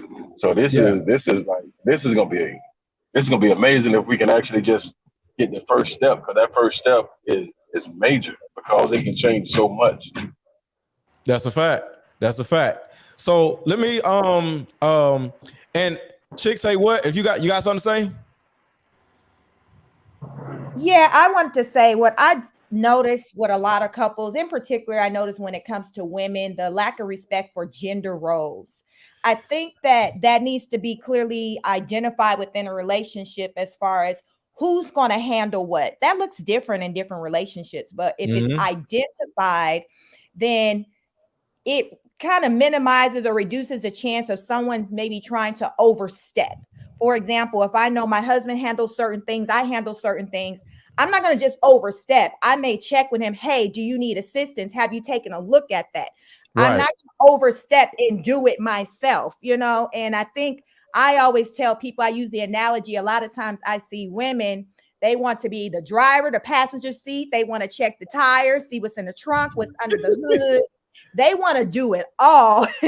And they say, well, I'd rather just do it myself, or he's not going to do it. My thing is, if you feel like he's not going to do it, why are you still there? Leave, get with somebody that you can have faith that can do it, because I think that's an excuse. I think a lot of people, and women in particular, they're so used to the control to where they like the control. So if getting into a relationship with someone who they can't do that with, it's almost like an intimidation.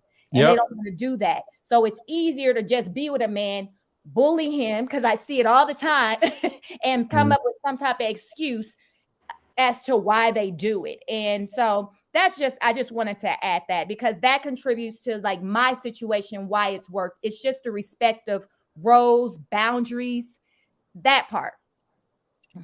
I agree. I totally agree.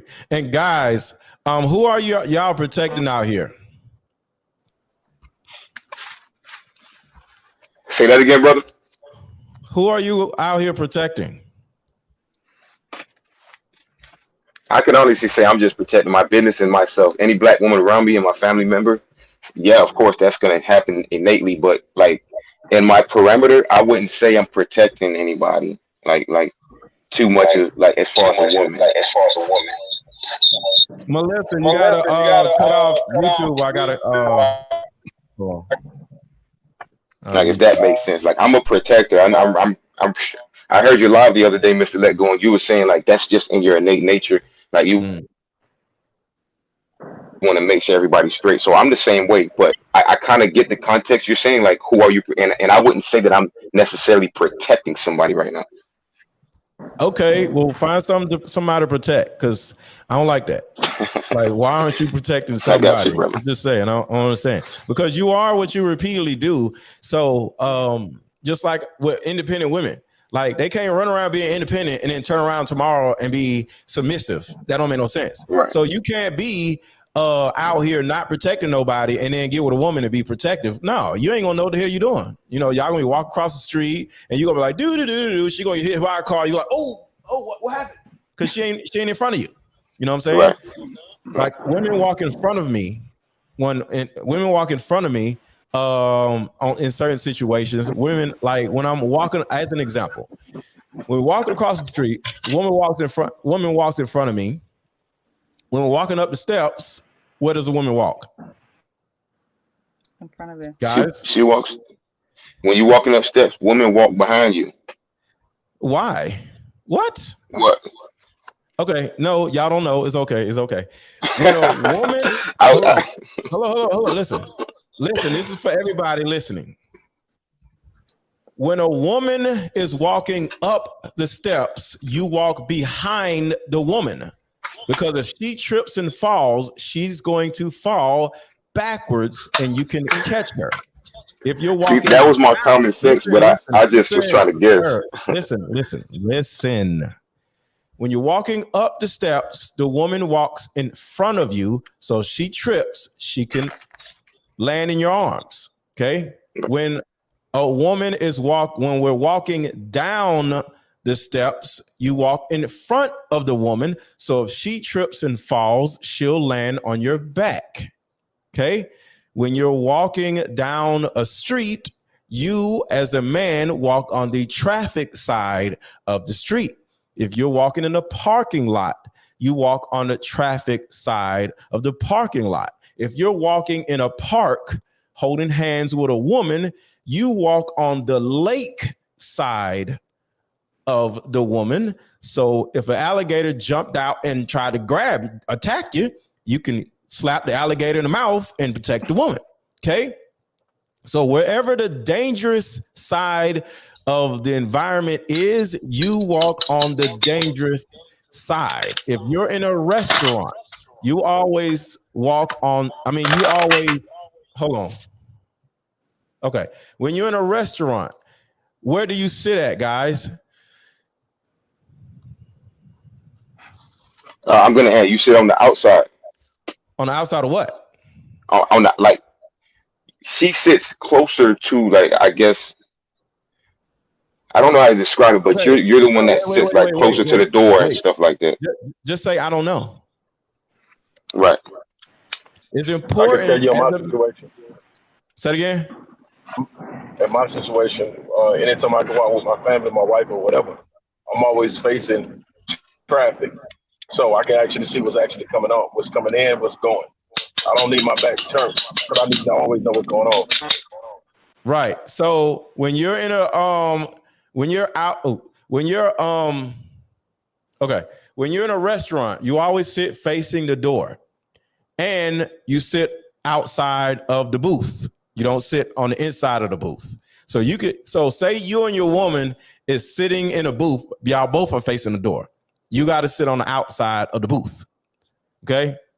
So you keep her protected even when y'all sitting down, when y'all whatever. Does that make sense? Yes, it does. So that's why I kind of was like, damn, you ain't protecting nobody. Like, I'm protecting women. I'm protecting random women when I might yell out the window like, yo, like, can she walk on the outside, bro? I mean, walk on the inside, bro. You walking on the inside. And he'll be like, oh, all right, cool. So I be protecting people when I'm just riding down the street. I hate seeing when a man walks on the inside of a woman. Even when I'm looking at TV, I'd be like, ugh. It was a point, and let me tell you how I be paying attention to stuff. On Will Smith. What am I missing? What is Will Smith, y'all? Bel Air. I was watching Bel Air, right? And when the first episode started, his mother was walking on the outside of him. I was like, ugh. Like, where are the producers? Ain't nobody paying attention to this. I know this is acting, but who is allowing this to happen? Like, this is disgusting. But that's just me. You know what I'm saying? But Melissa, you came up. You got something? Melissa. Okay, I don't know what happened with Melissa. But yeah, anybody got anything? I absolutely got something. Just real quick, Mr. Letgo. I appreciate that whole spill, and I will be DMing you on Instagram because I think we need to chat because in that 10 minutes, you literally like readjusted my mind just a little bit, and I really like that. Cool. And we as men have to always be open to be led by other men. Yes. You know, if we want a woman to be led by us, we gotta be led by somebody else, by another man. You know what I'm saying? So whether it's a group of men or whether it's one man or whatever, you know, because I have people that I follow, just like James. We're all in a group chat. We all follow each other. You know, we used to be on Clubhouse hard, and they used to be like, yo, man, you too harsh, man. You be saying this, you said that. And I'd be like, yo, that's just me. And they were like, bro, you too harsh. So we either can do it one way or we can do it another way. So what you gonna do? I was like, all right. And then I was like, and there was a whole group of us on Clubhouse, and I was still harsh. And they was like, bro, we good people, but you can no longer be in this particular room. So when we're doing this room here, you're not allowed to come up. But when we in other rooms, it's cool. But this particular room is built for certain things, and you too harsh. All right, cool. And guess what? I became less harsh because I was punished by my brothers, and they ended up letting me back up on the room, up in that room, and I felt good. They did that to me, and I had no problem with that because that is what men do. Mm-hmm. Michelle? I agree. We have to be able to be students at all times. You know, a lot of people think that they know everything, and life is about progressing. And in order to learn, you have to be a student. You know, you have to be coachable. You have to be able to just sit down, shut up, and just take, you know, the information for what it is and apply it. And, you know, application is everything after you've gotten information. If you get the information and don't apply it, I don't know how valuable it's going to be. But if you get the information and you apply it and you see how it works, you know, that's going to be your internal mindset. You know, let me get this information. Let me humble myself. Let me do the work, get the results, and be able to help somebody else on their journey. That's what it's all about. Yeah, I agree. A man can definitely look me in my face and tell me shut the hell up and sit your ass down somewhere. You know what I'm saying? Because if we're in a situation and I'm running my mouth and I'm making things worse, or I'm, you know what I'm saying, or whatever, the dude, whoever it is I'm hanging with at that time, I trust him enough to turn around and tell him, like, bro, if you don't shut the hell up, I'm gonna be like, oh, okay, sorry. I'm not gonna be like, who you talking to? No, because that's how men have to respect each other. You feel me? In certain situations, I can tell somebody to shut up. Certain situations, they can tell me shut up. Because we're men, you know what I'm saying? Because if we can't tell each other to check each other, what the hell are we gonna do when it comes to these women? You know, these women just, you know, they run around just doing whatever. But I understand why they run around doing whatever, because men are out here just doing whatever. I have something to add to that, Mr. LetGo. When you talked about men checking men, it reminded me of, like, I have children, and you know, my son plays baseball, and I see the men, and they're all married, and their fathers are active fathers, and I regularly see them do that to one another, and it's never become anything more than that, as you said, because sometimes you have, you know, all these chief, you know, more chiefs than Indians, and it happens, but I noticed that, you know, one may take a tone with the other one, and the other one will respect it, and then they still just carry on. Yeah. And it's just a mindset, as you say, I guess, that masculine mindset. And a question I have for you is, did you grow up with a father active in your life to teach you a lot? Because my husband knows all those rules that you talked about as far as with a woman and all of that. I'd never heard of such things until, you know, I met him with the, how do you sit at the, like, he will not sit with his back to, like, that. There's rules. I know the rules. I respect the rules. But my thing is, like, is that something that typically a man will learn from his father growing up? Because I'd never heard of that. And I come from a family of women. Well, yeah, because it's a family of women, and most Black families are comprised of women, sadly.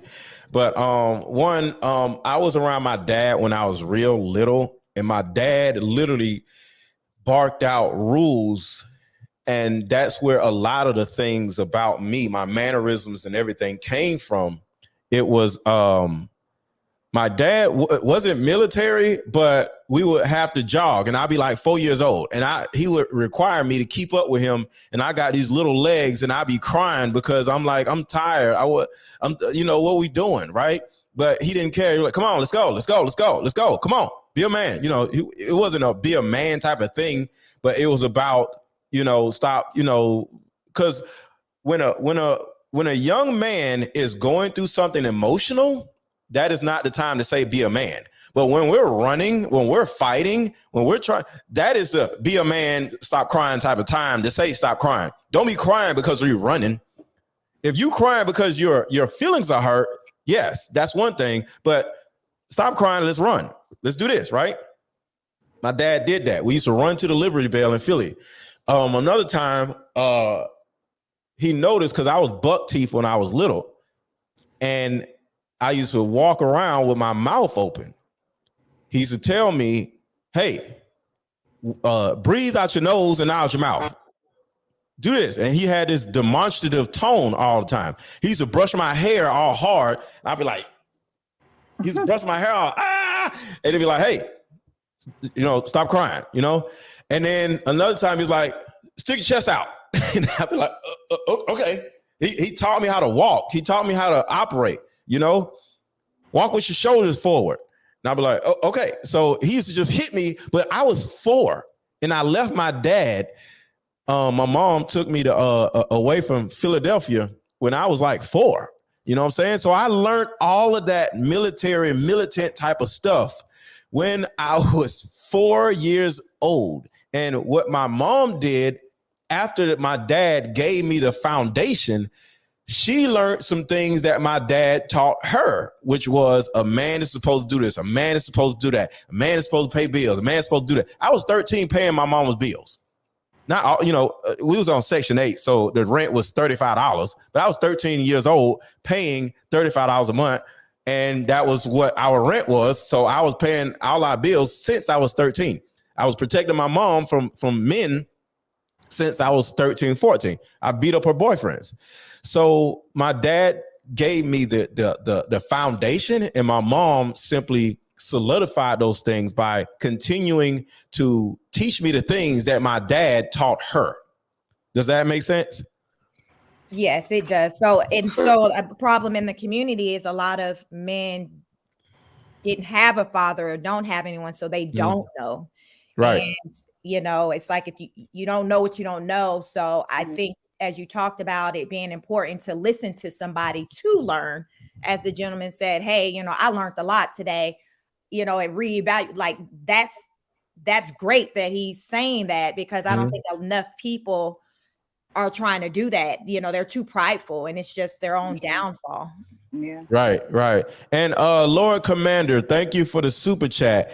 You know, dudes be ready to fight when another dude tries to check them. The only explanation is sport coaching. Saban can cuss them just fine. Now, Lord Commander, I don't know what you're talking about. I don't know what type of dudes you hang around, but if a dude tell me like, bro, if you don't shit, I'm gonna shut up.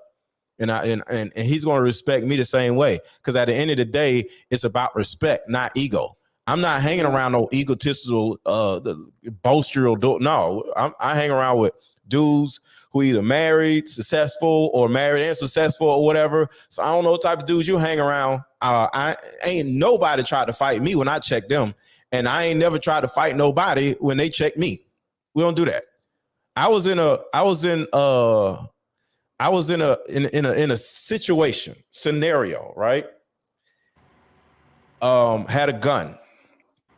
There were shots being fired somewhere, right? The person next to me had a gun. We all dropped to our one knee when there was shots being fired, right? I was holding my gun the wrong way when I dropped to my knee. He checked me. And I looked over, I was like, okay, straight up. Got a whole gun in my hand. I don't care, he don't care. Because that is our safety, not my safety, our safety. If I do something wrong and this gun go off because I'm holding it wrong, I could turn around and kill myself, shoot my arm off, shoot my leg off, or shoot somebody else's leg off. You feel me? I ain't say nothing to him. I just looked at him and he yelled at me. Why the hell you running? Huh? What am I doing? Do it like this. Okay, straight up. I don't know what type of dudes y'all deal with. But ain't Those nobody running around trying to fight each other because they check each other. Go ahead. What you say? I was gonna say those are immature men who don't really have a vision, and so their vision is what they see that day. Again, we go back to Jay-Z. You think I see you. Yeah. And so that's why you ready to jump down my throat, because you think that I see all your flaws. You think that I see what you battle with, and I'm just walking past you and I happen to glance at you. Mm-hmm. Or I happen to say, hey, yo, bro, like, you know, maybe you could do it this way because that way's not working. Like, only people who really value, again, progression are going to be able to, you know, take criticism in a constructive way and not in a personal, ego, offensive driven way. Yeah. You know, someone can say something to me and I may not know you and you're criticizing me. I'm not going to be like, well, who you think you are telling me that? If I could fix it and you're giving me, you know, great advice and things like that, my response is going to be, oh my gosh, thank you. Like, I didn't even know I was doing it like that. Like, thanks for being that outside eye. But if you have that offensive spirit, offense is a spirit. Yes. Like, I don't know if people know that or not, but that's a spirit that people can't let go. That has to be something that you truly work on, saying, because someone said something to me, I'm not going to let it affect me in a way where I can't grow. People let things affect them and they're not allowing themselves to grow, and that's what's stopping them. So once you cut off that offensive spirit, you're able to then open up your options to what's in front of you instead of blocking them and staying stuck in the past. That's right. And for the people in the chat, if you want to give me an insult, please put in the super chat. Go ahead, y'all. I want to say this. I agree with her 100% because I was that neglected child. You know, I was a child that studied, that came home and did everything right, but didn't, you know, it was like, okay, nobody gave a no damn about that. You know what I'm saying? Excuse my language. So I grew up almost uninstructed, if you will, having to be kind of self-sufficient in my intelligence. I had to make sure that I didn't get sucked into the streets. You know, I grew up in the hood. I had to do all that. And the thing is, what that does to a lot of men is it kind of puts a bottle cap on their feelings. So I can honestly say I'm a walking experience of that, but I got out of that depression because what it disallows you to listen to what somebody else is saying. You grew up by yourself. You handled everything by yourself. So can't nobody really tell you nothing. You know, you got to be combative with other men. And I learned how to not think that way. I learned how to not be that way because I need you, Mr. Let Go. I need my big brothers. I need my kings. I didn't get Right. that when I was younger. So I need that void filled. Ain't nothing wrong with therapy. There's nothing wrong with that. So that's all I wanted to say. Yeah. Yeah. That's what's important. We all need each other. Like I need men, women, I need everybody. You know what I'm saying? I'm interdependent. And that's the whole theme of this. Like we all have to let go of this stupid independent stuff. None of this stuff I own. All right. Like the TV work, the TV, yeah, I own it, but I don't own what makes the TV come on. I don't own electricity. I don't own YouTube. I don't own none of this stuff. I don't own Instagram. You know, I own these phones, but guess what? I got to pay for the service. So I don't own the service. We got to stop rocking around acting like we don't need nobody. You know, we pay for people's time, pays for people's products. And think about what money is actually for. So you could trade money for something that you need, which means if you are independent, you don't need money because you wouldn't have to exchange it for anybody's service. So the simple fact that you want or need money will literally prove to you that you are not independent. And you're possibly dumb thinking that you are independent. Well, anybody got any closing remarks? We're going to end this here, but this was really dope. And just for anybody here, make sure to hit the like button if you have not hit the like button yet. And make sure that you subscribe to this channel because at the end of the day, if you aren't subscribed to the channel, my video or just is going to get lost in the algorithm. And you ain't gonna know remember whose show you was on. So make sure to subscribe to the channel, y'all, so you'll be able to catch me the next time I go live. But what y'all think? Oh man, this was a great panel. It was therapeutic for me. I watch you all the time, Mr. Let Go, and I'm happy that I finally got a chance to speak to you at least one-on-one on the panel. And you are what you say you are. I just love the people that come on. The ladies gave great advice, and you will see me again. Like I said, I'm a chat with you, brother. I appreciate that. Thank you so much. No problem, bro. And Matrix 530 5381. You didn't get a lot to say. You good? Okay, maybe they away. Chick, say what? You got any thoughts before we head out? Oh, okay. All right. This was great. And if anybody, women or men, if you want to do a one-on-one with me, it's under this video. Is a slot where it says, is a link that says access all of my services. Women and men, you could do a one-on-one with me. If you're a woman and you want me to vet the guy that you're dating, you could do a one-on-one with me. It'll be a two-on-one. It's okay. That don't sound right, but whatever. Ladies, if you want to join my coaching group, we have classes Mondays, Tuesdays, and Wednesdays. And as you already know, it's Wednesday. So this evening at 8:00, we are going in class and you are going to learn a whole lot. So join my coaching group. Stop being lazy. Stop being independent. You ain't going to find nobody having the same mindset.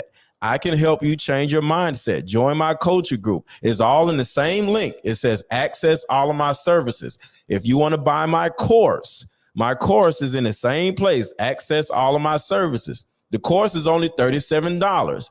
Buy the course. I want you guys to do something for yourself instead of just watching a YouTube video. Other YouTubers, I'm not a YouTuber, but other people on YouTube, they just be talking. I'm here to help change the dynamic of my community by helping more people understand each other. So at some point, we'll start marrying each other instead of just randomly having sex and having babies with each other. I'm sick of it. So with all that being said, I will talk to you guys later.